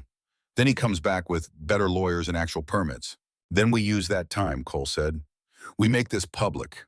We make it so big that Hartley cannot just drill without the whole world watching. Kate nodded. I will contact every environmental organization I know, and I will publish my findings about the cancer cluster. Once people know there is something medically significant here, the pressure to preserve it increases. They drove back to the ranch as the sun came up. Dylan was quiet, processing what he had seen. When they got to the house, he turned to Cole. Is this why you stayed? This is what you are protecting? This is part of it, Cole said. The other part is finding out who I am when I am not running from something. Dylan nodded. Can I stay longer? Past spring break? I want to help. What about school? I can do online classes. Mom will understand. Dylan looked at the ranch, at the mountains, at the vast sky. I want to learn this, Dad. Want to learn what it means to stand for something. Cole felt his throat tighten. Okay, we will talk to your mother. That night, sitting on the porch after Dylan had gone to bed, Cole saw Tom in the rocking chair again. You did good today, Tom said. Held the line. For now, Cole said. But Jesse's right. Hartley is not going to stop. Then you keep fighting. Tom looked at him with eyes that were memory and imagination and something else. That is what guardians do. We do not fight because we think we will win. We fight because what we are protecting is worth losing for. The ghost faded. Cole sat alone and thought about his son sleeping inside, about creatures 400 million years old pulsing their light in a cave beneath the mountain, about a war that was just beginning and might never end. But for tonight, they had won. The cave was safe. His son was here.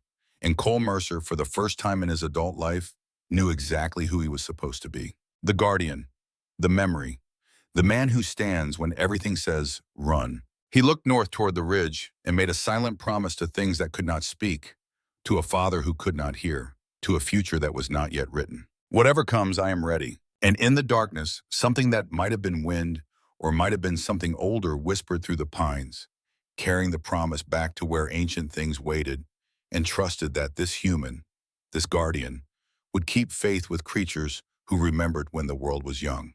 The media attention lasted exactly 9 days. Kate's findings about the cancer cluster made regional news. Environmental groups filed preliminary injunctions. The Montana Department of Environmental Quality opened an investigation into Hartley Mining's drilling practices. For 9 days, the world seemed to be watching Iron Creek Ranch, and in that spotlight, Bill Hartley could not move without scrutiny. On the 10th day, the spotlight shifted. A chemical spill in Butte, a political scandal in Helena. The news cycle moved on the way it always does, forgetting today's crisis in favor of tomorrow's catastrophe. And in that forgetting, Bill Hartley found his opening. The lawsuit arrived by courier on a Tuesday morning. Cole signed for it standing in his kitchen, Dylan making breakfast behind him. The envelope was thick, expensive paper, the kind lawyers use when they want you to understand you are being buried. Frank called 10 minutes later. I tried to warn him, Cole. I swear I tried.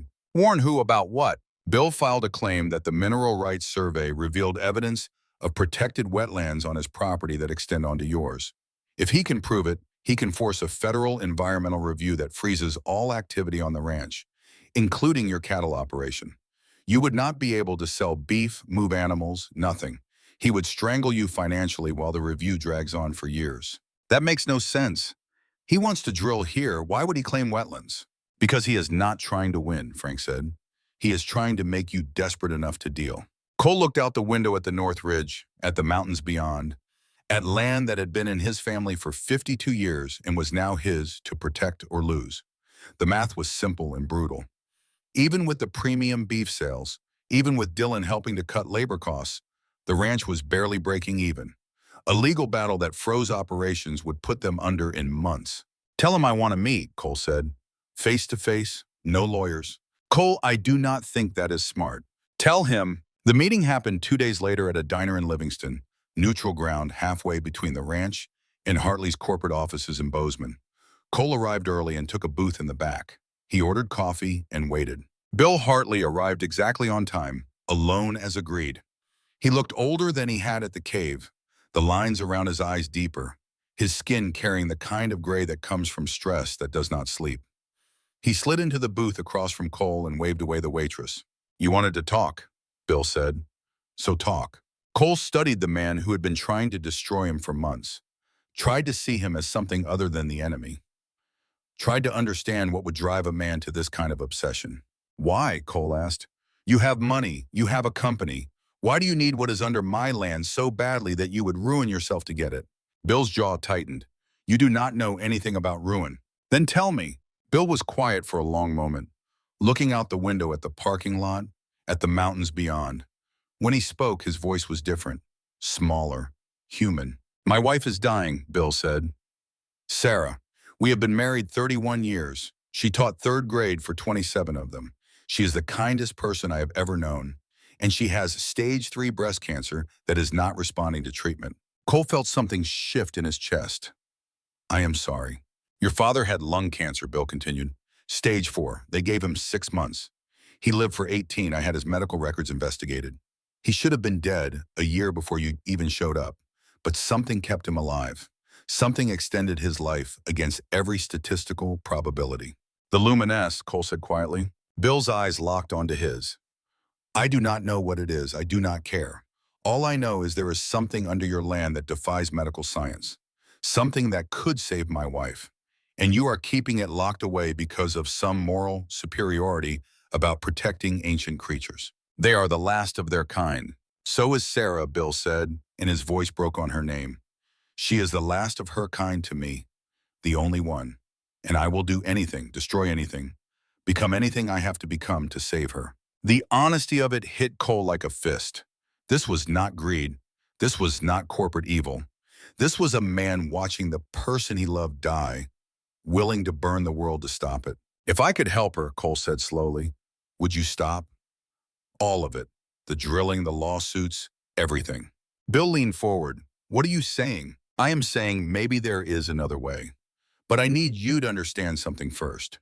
The creatures that make the luminesce, there are only 14 of them left. Harvest them wrong and they die. Kill them and whatever medical miracle you are chasing dies with them. But harvesting them right could save Sarah. Maybe, Cole said. I do not know. But if you want to find out, you do this my way. Scientists I trust, medical supervision, and you give me something in return. Name it. You confess, Cole said. Awesome. Everything your father did. The inspector who died, the fires, the intimidation. You put it on record. Give me insurance that if anything happens to me or mine, the world knows what the Hartley family has done. Bill's face went hard. That is my father's legacy you are asking me to destroy. Your father's legacy is already destroyed. Cole did not blink. I am giving you a chance to build a different one. Save your wife, make amends, or keep fighting and lose everything, including her. The calculation played out across Bill's face. Pride against love. Legacy against loss. It took 30 seconds. I will do it, Bill said. But if this does not work, if my wife dies because you limited what I could do, I will make sure you pay for it for the rest of your life. If it does not work, Cole said, you will not have to. I will do that myself. They shook hands across the table. An agreement between enemies who were, for this moment, something else. Two men trying to save what they loved from forces bigger than themselves. Kate flew in the next day. Cole told her everything, about Sarah Hartley's cancer, about the deal, about the decision to try to use the luminesce to save her. Kate listened without interrupting, her scientific mind working the problem. When Cole finished, she was quiet for a long time. This could work, she said finally, or it could kill her. We do not know enough about how the luminesce interacts with human physiology. Your father took it orally over months, controlled doses. What you are talking about is direct infusion for aggressive cancer treatment. The risks are substantial. She is dying anyway, Cole said. That does not mean we should accelerate it. Kate pulled out her tablet, started pulling up medical files. I need full access to her records. I need to run compatibility tests. And Cole, I need you to understand that even if we try this, even if we do everything right, she might still die. But we have to try. Kate looked at him. 3 months ago, you were a drunk who could not hold a job. Now you are risking everything to save the wife of the man trying to destroy you. What changed? I've found something worth protecting, Cole said. And I learned from a man who taught me that protecting things sometimes means using them. Carefully, respectfully, but using them. That night, Cole sat on the porch with Tom. The ghost, the hallucination, the piece of his father that lived in his mind. Tom rocked slowly in the chair that had been his in life, looking out at darkness and stars. You think I am doing the right thing? Cole asked. I think you are doing the human thing, Tom said, trying to save a life. That is never wrong. Even if it risks the creatures? Everything risks the creatures, Tom said. Doing nothing risks them because Heartland will never stop. Doing this risks them because we do not know what will happen. You are not choosing between right and wrong. You are choosing between different kinds of risk. Cole watched the stars wheel overhead. How do you know which risk to take? You listen to your gut, you trust your training, and you accept that sometimes you make the wrong call and people die anyway. Tom stopped rocking. But you make the call. That is what leadership is. Choosing when you do not have enough information and living with the consequences. Sarah Heartland arrived at the ranch 3 days later. Bill drove her himself, the black Suburban looking out of place among the pickup trucks and cattle trailers. Sarah was thin in a way that had nothing to do with health. Her skin pale, her eyes carrying the particular kind of exhaustion that comes from fighting your own body. Kate had set up a medical suite in the old bunkhouse. Equipment borrowed and begged from university labs, monitors and IV stands, and everything needed to try something that had never been tried before. Dylan helped carry Sarah's bags, his 16-year-old courtesy covering his nervousness at being this close to actual dying. Mrs. Heartland, Cole said, meeting her at the truck. Sarah looked at him, and despite everything, she smiled. Please, Sarah, Mrs. Heartland is my mother-in-law, and she has been dead for 12 years. Sarah. Cole helped her down from the truck. She weighed almost nothing. I want you to understand what we are doing here is experimental. Dangerous. You could die. Mr. Mercer, Sarah said, I am dying anyway. At least this way I might take something beautiful with me into whatever comes next. Kate ran tests for 2 days. Blood work, tissue samples, genetic screening. She was looking for compatibility markers, trying to predict how Sarah's body would react to the luminescence. On the evening of the second day, she came to Cole with results that changed everything. We have a problem, Kate said. She spread printouts across the kitchen table. The luminescence is not compatible with Sarah's biology. What does that mean? It means her body will reject it. Kate pointed to cellular diagrams that meant nothing to Cole. I have been analyzing the data from your father's treatment, from the well water affecting people near the ranch, from everything we have. There is a pattern. Show me. Kate pulled up a map. Every person who shows positive response to trace luminescence has one thing in common. They have lived within 5 miles of this ranch for at least 3 generations. Their bodies have adapted to the minerals in the groundwater. They have a biological compatibility that has been built up over decades. Sarah is from Boston, Cole said, understanding where this was going. Sarah has no adaptation. If we infuse her with luminescence at therapeutic doses, her immune system will likely treat it as a foreign invader. Attack it, and in attacking it, attack her own tissues. So we cannot save her. Kate hesitated. There might be a way. Your blood. Cole felt something cold move through him. What about my blood? You have been drinking well water here your whole life. Your father gave you luminescence directly. Your cellular structure has adapted. Kate pulled up another chart. If we do a blood transfusion first, give Sarah a significant volume of your blood, it might trick her body into accepting the luminescence.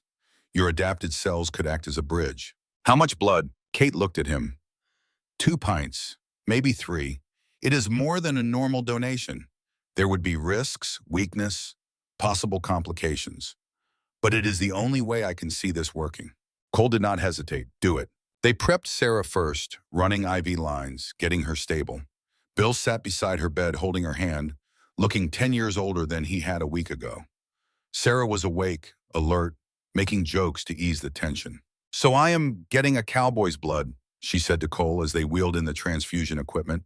"Will I start liking country music?" "You might start waking up at 4 in the morning to feed cattle," Cole said. Fair warning. She laughed, and it was a sound that did not belong in a room that smelled like antiseptic and fear. The transfusion took 3 hours. Cole lay on a gurney beside Sarah's bed, watching his blood flow through clear tubes into her veins. Dylan sat with him, holding his hand the way Cole used to hold Dylan's when he was small and scared of the dark. "You are a good man, Dad," Dylan said quietly. "I am just trying not to be a bad one," Cole said. "That is the same thing," Dylan said. When it was done, Cole was weak and dizzy, and his arm ached like he had been hit with a hammer. But Sarah's color was better already, her breathing easier. Kate ran more tests, checking compatibility, looking for rejection. "It is working," Kate said, wonder in her voice. "Her body is accepting your blood as if it were her own." "Now the luminesce?" Bill asked. Kate nodded. "Now we find out if we are miracle workers or murderers." They extracted luminesce from the cave carefully, reverently, taking only what was freely secreted into the pool water. 2 liters, glowing faintly blue-green in medical-grade containers, enough for a full treatment course or enough to kill Sarah Hartley depending on 1,000 variables they could not control. The infusion started at midnight. Sarah was conscious, her hand in Bill's, her eyes closed. Cole and Dylan and Jesse and Kate stood witness as something 400 million years old entered the bloodstream of a dying woman and either saved her or destroyed her. For 6 hours, nothing happened. Sarah slept. The monitors beeped. Bill aged a decade per hour. Then, at 6 in the morning, Sarah woke up screaming. Seizures, violent and sustained, her back arched, her hands clawed, foam at her mouth. Kate and a borrowed nurse fought to hold her down, to get medication in her, to keep her from breaking her own bones with the force of her convulsions. "What is happening?" Bill was shouting. "What did you do to her?" "The luminesce is interacting with her chemotherapy residue," Kate said, working frantically. "The platinum compounds in her system are reacting with something in the luminesce. We need to flush her blood, now." They worked for 8 hours. Dialysis, blood filtration, pumping Sarah's entire circulatory system through machines that cleaned out the poisonous interaction. Cole sat in the corner, too weak from blood loss to help, watching the woman he had tried to save die by inches. Dylan brought him water, food he could not eat. At some point, Jesse arrived and sat beside him, 2 old warriors watching a battle they could not fight. "This is on me," Cole said. "If she dies, it is my fault." "No," Jesse said. "This is on all of us. On her for choosing to try. On Bill for asking. On you for offering. We are all carrying this together." At 4 in the afternoon, Sarah stabilized. The seizures stopped. Her vitals normalized. Kate ran scans and found something impossible. "The tumors," Kate said, showing them the images, "they are shrinking."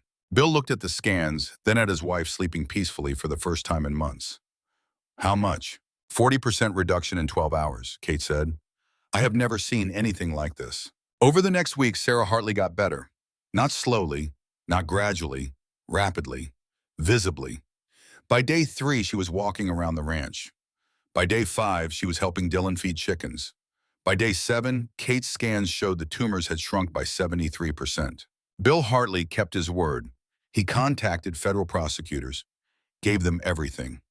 His father's crimes, the bribes, the inspector who had died in a convenient accident, the paper trail of corruption that went back 30 years.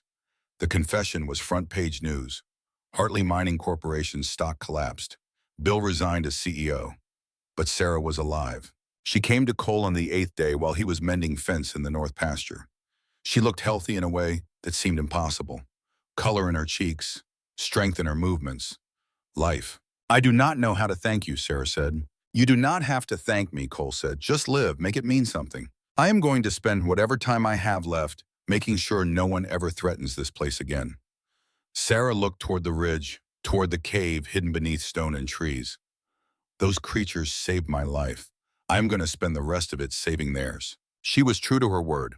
Within 2 weeks, Sarah had established the Iron Creek Conservation Trust, used the remains of the Hartley fortune to endow it, hired lawyers, lobbied politicians, turned her gratitude into action. But Cole noticed something else happening. Jesse was fading faster now. The stress of Sarah's treatment, The fear and the hope and the exhaustion had accelerated his decline. He would forget words mid-sentence, would call Cole by his father's name, would start stories and lose the thread halfway through. One morning, Cole found Jesse standing in the barn, holding a halter, staring at it like he had never seen such a thing before. "Jesse?" Cole approached carefully. "You okay?" Jesse looked at him. His eyes were frightened. "I know this is important. I know I use it for something, but I cannot remember what." "It is a halter. For the horses." Jesse nodded slowly. "Horses. Yes." He set it down carefully. "Who are you?" Cole felt his heart break. "I am Cole, Tom's son. You have known me since I was born." Jesse's eyes cleared suddenly. "Cole, of course. I'm sorry. I lose things sometimes now. It is like watching pieces of myself fall through my fingers." "How bad is it getting?" "Bad," Jesse admitted. "My daughter came to visit yesterday. I could not remember her name. She cried. I did not know why she was crying because by the time she started, I had forgotten I did not know who she was." "Jesse, I am so sorry." "Do not be." Jesse put a hand on Cole's shoulder. "I had a good life. I got to see things that mattered. Got to protect things worth protecting. And I got to watch Tom's son become the man Tom always hoped he would be." "You are not done yet," Cole said. "We still need you." "No," Jesse said gently. "You needed me. Past tense. You have Kate now. You have Dylan. You even have Bill and Sarah fighting for this place. I taught you everything I remember. Now I am just forgetting." Over the next month, Jesse's decline became impossible to ignore. His family came to get him, to take him to a care facility in Billings where professionals could manage the disease that was eating his memory. The day they came, Jesse insisted on one last visit to the cave. Cole and Dylan took him up the mountain. Jesse moved slowly, stopping often to catch his breath or to stare at trees like he was trying to memorize them. When they reached the cave entrance, Jesse paused. "I have been coming here for 53 years, he said, "since the day Tom brought me back from the war and showed me what he had found. I have spent more than half my life protecting this place. And we are going to keep protecting it," Cole said. Jesse looked at him. "Are you sure about Tom? About him being here with you?" Cole felt something cold move through him. "What do you mean?" "I mean," Jesse said carefully, "that Tom died 4 months ago, before you even came to Montana. So when you talk about him sitting on the porch with you, when you ask him questions and get answers, I need to know if you understand what is actually happening." The world tilted. Cole grabbed the cave entrance to steady himself. "What are you saying?" "Tom collapsed in February," Jesse said. "Pneumonia and cancer. He was in the hospital for 2 weeks. I was there when he died. I helped bury him on the hill. That was 3 weeks before you got the phone call. But I talked to him." Cole's voice sounded far away. "He told me things. About the cave, about his life." "No," Jesse said gently. "You remembered things. Tom told me everything before he died. Told me to tell you when you got here. Made me promise I would show you the cave. Tell you about the creatures. Teach you what you needed to know. Every conversation you think you had with Tom. That was me telling you what he wanted you to know." "Then who have I been talking to on the porch?" Jesse's eyes were kind. "The part of yourself that needed a father. The part that was processing grief. Your mind made Tom so you could have the conversations you never got to have when he was alive." Cole sat down hard on a rock. His whole body felt numb. The phone call, the night he arrived, every evening on the porch, all of it hallucination, all of it grief and guilt, and a mind trying to make sense of a father he never really knew. "Is this the Alzheimer's talking?" Cole asked desperately. "Are you confused?" Jesse pulled out his phone, showed Cole a photo. Tom's grave. The date on the headstone. February 14th, 2024. 2 months before Cole had driven to Montana. "I am forgetting a lot," Jesse said, "but I have not forgotten this. Tom made me promise to tell you the truth when you were ready to hear it. I think you are ready now." Dylan put a hand on Cole's shoulder. "Dad?" Cole could not speak, could not think. The man he had been rebuilding a relationship with had been dead the whole time. Every piece of wisdom, every hard truth, every moment of understandings, all of it had come from Cole's own mind, drawing on fragments of memory and things Jesse had told him, creating a father who had never existed outside his own grief. "The Tom on the porch was me," Cole said, talking to myself. "The Tom on the porch was the father you needed," Jesse corrected. "Real or not, he helped you become who you are now." "Does it matter if he was a ghost or memory or imagination?" "It matters to me." "Why?" Jesse asked. Did those conversations help you? Yes. Did they make you a better man? Yes. Then they were real in the only way that matters. Jesse touched Cole's face the way a grandfather touches a child. We carry our dead with us, Cole. In our hearts, in our heads, in the way we live our lives. Tom is dead, but what he taught you, what he wanted you to be, that is alive. You are alive, and you are doing exactly what he hoped you would do. Cole sat at the cave entrance and cried. For the father he had lost before he ever really had him. For the relationship he thought he had been building that had all been in his own head. For the loneliness of being the last guardian of something bigger than himself. Dylan held him. Jesse sat beside him. And deep in the cave, ancient creatures pulsed their slow light, indifferent to human grief, continuing their 400-million-year existence, regardless of who protected them or why. When Cole finally stopped crying, he stood up and looked at Jesse. Thank you for telling me. Tom wanted you to know before I forgot, Jesse said. Wanted you to understand your own strength. That everything you have done, you did it. Not because a ghost told you to, because you chose to. They took Jesse down the mountain. His family was waiting. Jesse hugged Cole, then Dylan, then looked back at the ridge one last time. I will not remember this place soon, Jesse said. But it will remember me. That is enough. Cole watched the vehicles drive away, taking Jesse to a facility where nurses would help him eat when he forgot how, where doctors would manage the disease that would eventually take everything he was. The last link to his father's generation. The last keeper of memories that were now Cole's to carry alone. That night, Cole sat on the porch. Tom's chair was empty. He did not try to see his father there. Did not conjure the ghost. Just sat with the absence and let it be what it was. Dylan came out and sat beside him. You okay? I do not know, Cole said honestly. I thought I was talking to my father. Turns out I was just talking to the best parts of myself. Is not that what fathers are supposed to be? Dylan asked. The best parts of us we are trying to live up to? Cole looked at his son. When did you get so wise? I had a good teacher, Dylan said. Even if he did not know he was teaching. They sat in silence as the stars came out. Somewhere to the north, Sarah Hartley was cancer-free because of blood and light and creatures older than mountains. Somewhere in Billings, Jesse Proudfoot was forgetting his own name.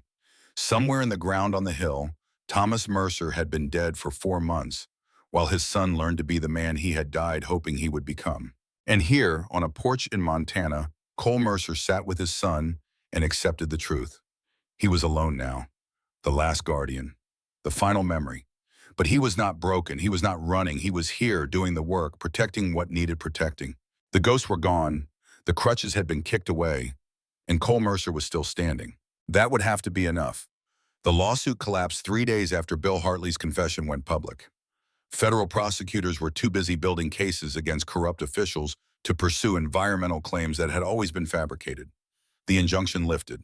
The ranch breathed again. But Cole had learned something important in those weeks of fighting. Victory was temporary. Protection was Yonghung. Sarah kept her promise with a fury that surprised everyone who had known her as a quiet third-grade teacher. She hired environmental lawyers who ate corporate mining operations for breakfast. She lobbied state legislators. She testified before congressional committees about the need to protect unique geological sites. And she did it all with the zeal of someone who had looked death in the eye and been given a second chance. The Iron Creek Conservation Trust became her life's work. Within 6 months, she had secured provisional protection for the cave system as a site of unique biological significance. Within a year, she had convinced the Nature Conservancy to partner on a conservation easement that would protect the North Ridge in perpetuity. Bill worked beside her, quiet and focused, a man trying to build something good from the wreckage of his father's legacy. Cole watched it happen from the porch of the ranch house, Dylan beside him. His son had decided to stay through the summer, then the fall. When winter came and Jennifer asked when he was coming home, Dylan had looked at his father and said he was already home. The online classes worked. His grades were better than they had ever been in a traditional school. And he was learning things that mattered. How to read weather, how to doctor a sick calf, how to stand watch over something that could not protect itself. The ranch itself was transforming. The premium beef operation Cole had started was now profitable enough to hire 2 part-time workers. They expanded the herd to 200 head, running them on pastures Tom had always said were too steep for cattle, but that turned out to be perfect for the grass-fed, free-range market. Food writers from Denver and Seattle came to tour the operation. Cole told them about sustainable ranching, about working with the land instead of against it, and he never mentioned the cave or the creatures or the reason he would never sell this place no matter what the market offered. Kate became a regular presence, driving up from Denver every few weeks to study the creatures and the luminescence. She was writing papers now, carefully worded to describe the findings without revealing the location or the full implications. She documented the cellular regeneration properties, the unique bioluminescence mechanisms, the colony behavior that allowed the creatures to heal each other. Each paper added to the scientific case for protection without exposing them to exploitation. One evening in late summer, Kate and Cole sat on the porch after Dylan had gone to bed. The stars were out in their millions, the Milky Way a river of light across the sky. Kate had been quiet all day, working through something in her head. "I had an offer from Johns Hopkins," Kate said. "Department head position, full research budget. Everything I have been working toward my entire career." Cole felt his stomach drop. "That is incredible." "I turned it down." "Why?" Kate looked at him. "Because the most important research I will ever do is happening here. And because the man I have been falling in love with for the past 6 months lives in Montana, not Maryland." Cole had known it was happening, the way their conversations had deepened, the way she looked at him when she thought he was not watching, the way his chest felt different when her truck came up the driveway. But hearing her say it out loud made it real in a way that was terrifying and perfect. "I am a mess, Kate. I have PTSD. I talk to ghosts. I am raising a 16-year-old son while trying to protect ancient starfish from corporate mining operations. You could do better." "I do not want better." "Andrana better," Kate said. "I want real. And you are the most real thing I have found in years." They kissed under the stars, two broken people finding something whole in each other. It was not a fairy tale. Kate kept her place in Denver for work. Cole stayed on the ranch. They saw each other when they could, talked every night, built something slow and strong and honest. Dylan approved, which mattered more to Cole than he wanted to admit. Frank came to visit into the barn sober for 6 months and looking healthier than Cole had seen him in years. They walked the fence line together, uncle and nephew, working through the complicated math of betrayal and forgiveness. "I do not expect you to forgive me," Frank said as they replaced a rotted post. "But I want you to know I am trying to be the man Tom thought I was instead of the man I became." "You already are," Cole said. "You turned on Hartley when it mattered. You helped save Sarah. That counts for something." "Tom would have done it 20 years earlier," Frank said. "I am just slow." "Tom had 50 years to figure himself out," Cole said. "You have been sober 6 months. Give yourself time." They worked in comfortable silence after that, the kind that comes when words have been said and understood. Frank helped around the ranch when he could, making amends in sweat and labor instead of apologies. Cole led him. Forgiveness was not about forgetting. It was about deciding what to carry and what to put down. Jesse died in December, quietly in his sleep, in the memory care facility where he had spent the last months forgetting everything except somehow the feeling that he had protected something important. His family held a traditional crow ceremony on the reservation. They invited Cole and Dylan.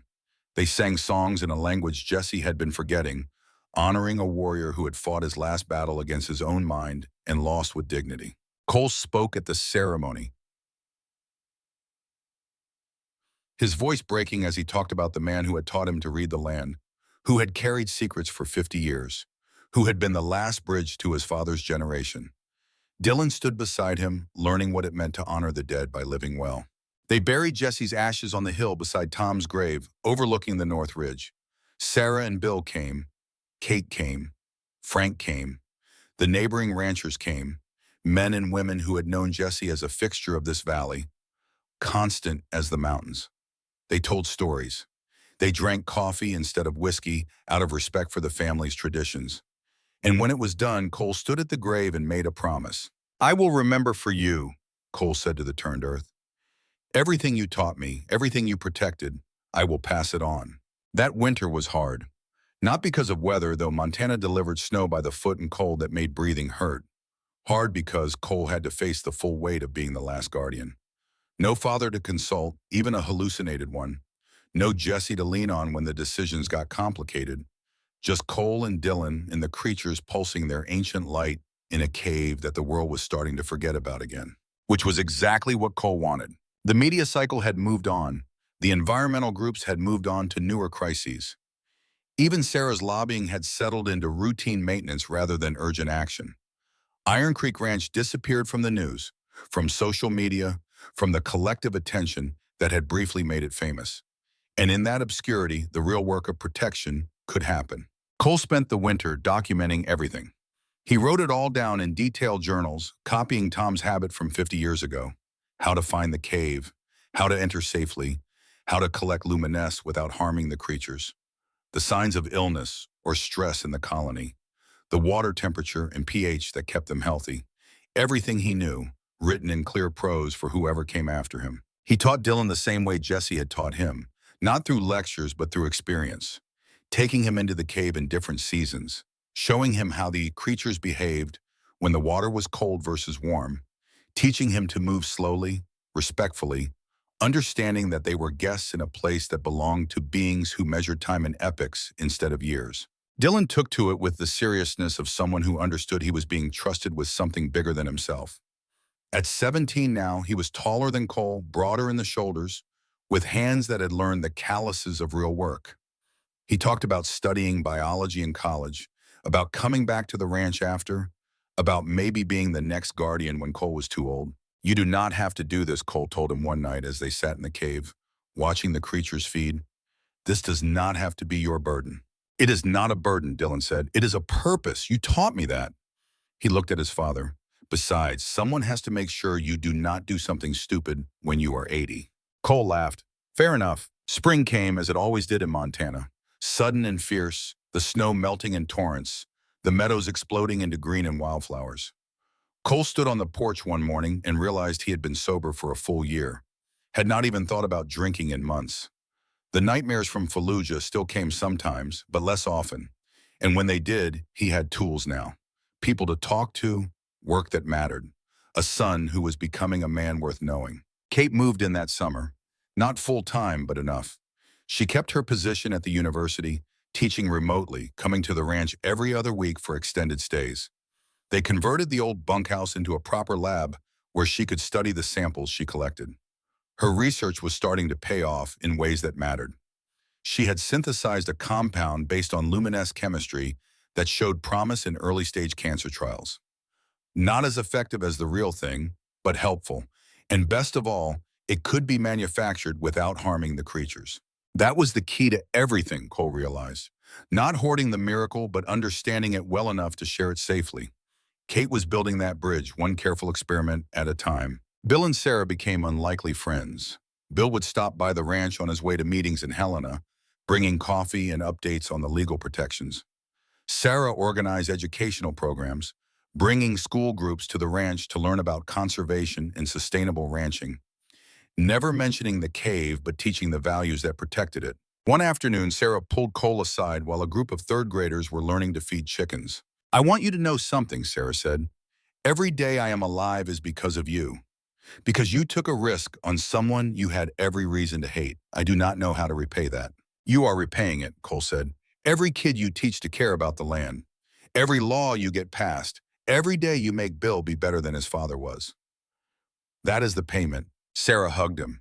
It was the hug of someone who had looked into darkness and come back, who understood that life was precious because it was fragile. The years rolled forward, time doing what it always does, accumulating in layers like sediment, building something solid from the daily work of staying present. Cole turned 45, then 46. Dylan graduated high school and went to Montana State to study ecology, but he came home every weekend, every break, unable to stay away from the ranch for long. Kate's research flourished. She published papers that made her a leader in the field of regenerative medicine. Students came from all over to study with her. Some of them ended up at the ranch, working as interns, learning about land stewardship while they studied cellular biology. None of them knew about the cave, but all of them learned that some things were worth protecting even if you could not put a price tag on them. Frank stayed sober, remarried, started attending AA meetings in Livingston where he helped other men who were drowning in bottles and debt and shame. He worked the ranch part-time, finally becoming the brother Tom had needed him to be, even if it was 20 years too late. And Cole slowly became the man he had been trying to be since the day he drove away from Denver with nothing but a duffel bag and a death wish that he had not quite admitted to himself. He learned to sleep without whiskey, to wake without dread, to look his son in the eye and see respect instead of disappointment, to sit on the porch in the evening and feel peace instead of restlessness. The ranch prospered in modest ways, never rich, but sustainable, breaking even, then making a small profit, then enough to hire more help and expand operations carefully.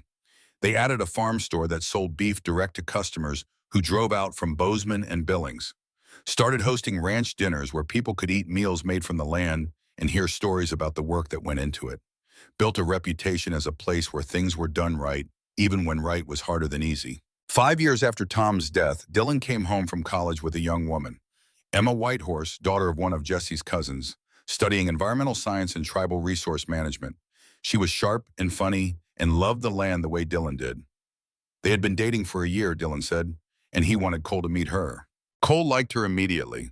The way she asked questions about the ranch operations, the way she talked about her own family's history of land stewardship on the reservation, the way she looked at Dylan like he was someone worth building a future with.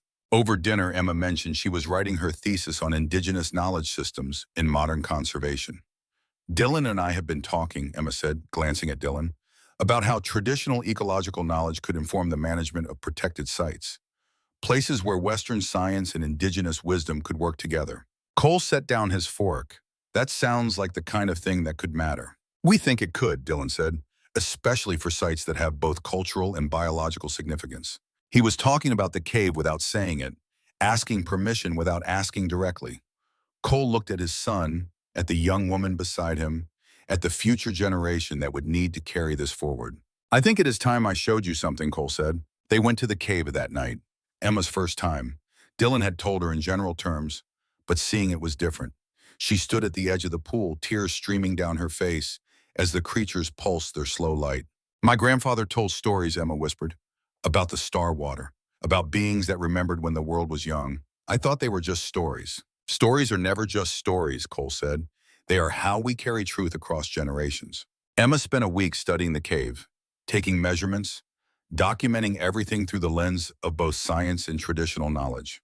When she left, she hugged Cole and promised that whatever she wrote, whatever she published, it would protect rather than expose. I trust you, Cole said, because my son trusts you, and he learned from me that trust is the foundation of everything. On the 5-year anniversary of Tom's death, Cole climbed the hill to the grave. Sarah had kept it tended, planting wildflowers that bloomed in spring and summer. The stone was weathered now, settling into the landscape like it had always been there. I made it, Dad, Cole said to the ground. 5 years. The ranch is profitable. Dylan is becoming someone you would be proud of. The creatures are safe. I kept my promise. The wind moved through the pines. A raven called. The mountains stood eternal against the sky. And for just a moment, Cole felt the presence he had convinced himself was hallucination, memory, PTSD. But now he understood it differently. Not as his father's ghost, as his father's legacy living through him. That night, Cole called a meeting at the ranch house. Dylan and Emma, Kate, Sarah and Bill, Frank, the neighboring ranchers who had become allies, even a representative from the Nature Conservancy and the tribal council. I have been thinking about the future, Cole said when everyone was gathered. I am 47 years old. Dylan is 21. Emma is 22. Kate is 44. We are not going to be here forever to protect this place. That is why we need to formalize everything, Sarah said. Create legal structures that outlast any one person. Cole nodded, but it is more than that. We need to build a community of guardians, not just one person carrying the weight, a network of people who understand what is at stake and are committed to protecting it together. Over the next year, they built exactly that. The Iron Creek Stewardship Circle, they called it, a formal organization with bylaws and succession plans, scientists and ranchers, tribal elders and environmental lawyers, people who represented different kinds of knowledge and different kinds of commitment, but shared the core understanding that some things were worth protecting forever. Dylan and Emma took on more responsibility, learning the legal side, the political side, the community organizing side. They made presentations to county commissioners and state legislators. They built relationships with federal agencies. They did all the boring essential work of turning protection from a secret into a structure. Kate formalized the research protocols, creating a scientific framework that could be peer-reviewed and published without revealing the cave's location. Her synthesized compound went into clinical trials, showed real promise, started saving lives in ways that did not require harming 400 million-year-old creatures. And Cole stepped back slowly, gracefully, letting the next generation take over while he was still around to guide them. He still worked the ranch, still made the daily decisions, but the big picture stuff, the future planning, the legacy building, that was Dylan's now. Emma's, the next generation's. On a warm evening in late August, Cole sat on the porch with Kate. Dylan and Emma were inside planning their wedding, which would happen on the ranch in the spring. Frank was in Billings helping another recovering alcoholic find work. Sarah was in Helena testifying before a committee about public lands protection. "This is what winning looks like," Kate said, watching the sunset over the North Ridge. "Not dramatic, just sustainable." "Tom would have appreciated that," Cole said. "He spent 50 years protecting this place in secret. We are going to protect it forever by making sure it is never forgotten, but never exploited. That is a fine line to walk. That is why we walk it together." They sat in a silence as the stars came out. Somewhere in the cave, 14 creatures continued their ancient existence, unaware that the humans who protected them had built something larger than any one life. Somewhere in Billings, Jesse's grandchildren were learning the stories of the Starwater, keeping the oral tradition alive.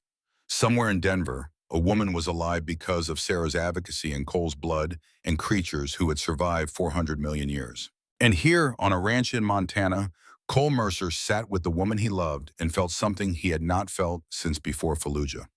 Complete. Not because everything was perfect, but because what he was doing mattered. The work was good, the purpose was clear, and he was exactly where he was supposed to be. Dylan came out onto the porch, Emma beside him. They sat on the steps, young and strong and full of plans for the future. "Tell us about Grandpa Tom," Dylan said. "Emma wants to hear the stories." Cole thought about how to answer him that. About the man who had died before Cole ever came to Montana. About the ghost he had conjured to help him become someone worth being. About the real Tom, broken by war and fierce in protection, who had built something that would outlast his own life by generations. "Your grandfather was a Marine," Cole said, "and he understood something important. That the battles worth fighting are the ones that matter after you are gone.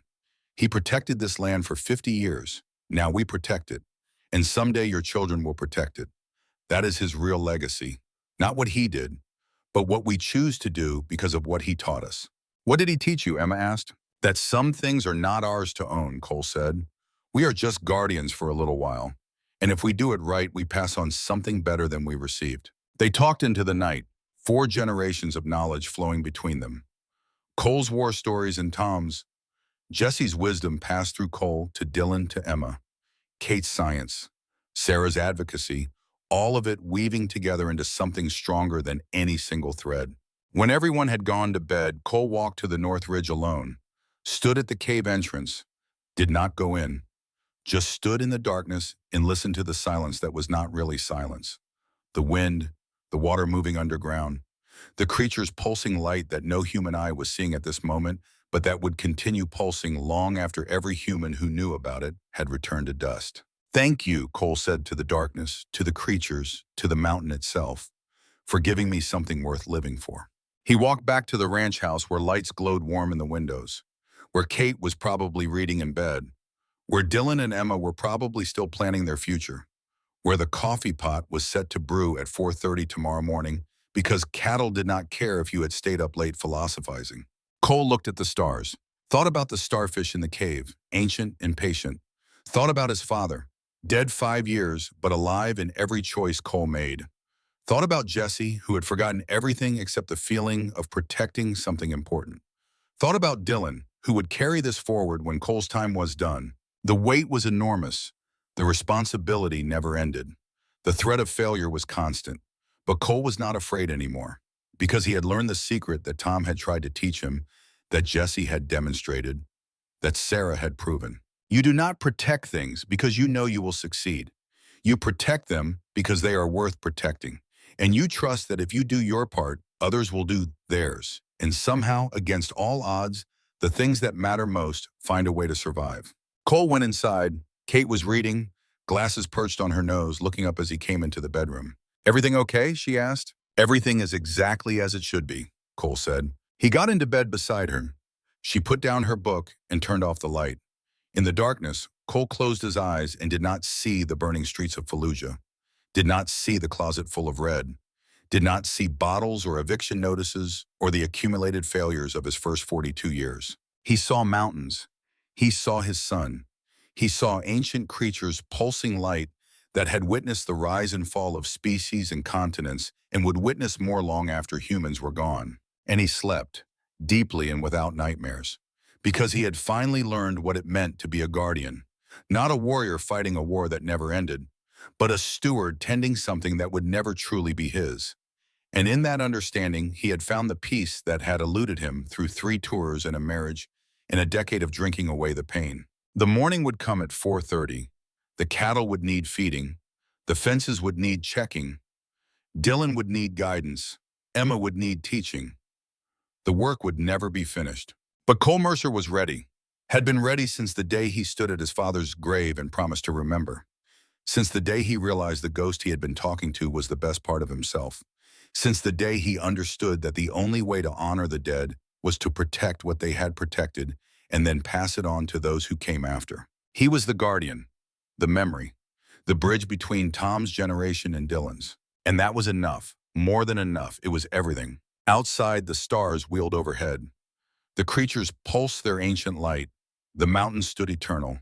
And on a ranch in Montana, the work of protection continued, as it had for 50 years, as it would for 50 more, as it would for as long as there were people willing to stand watch over things that could not protect themselves.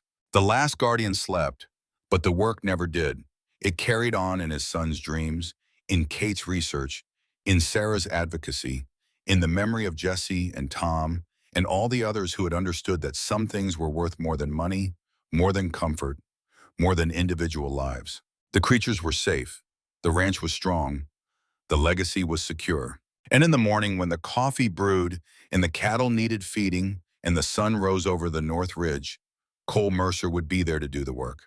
Not because he had to, but because after everything he had been through, everything he had survived, everything he had learned, he had finally found the one thing that had been missing his entire life.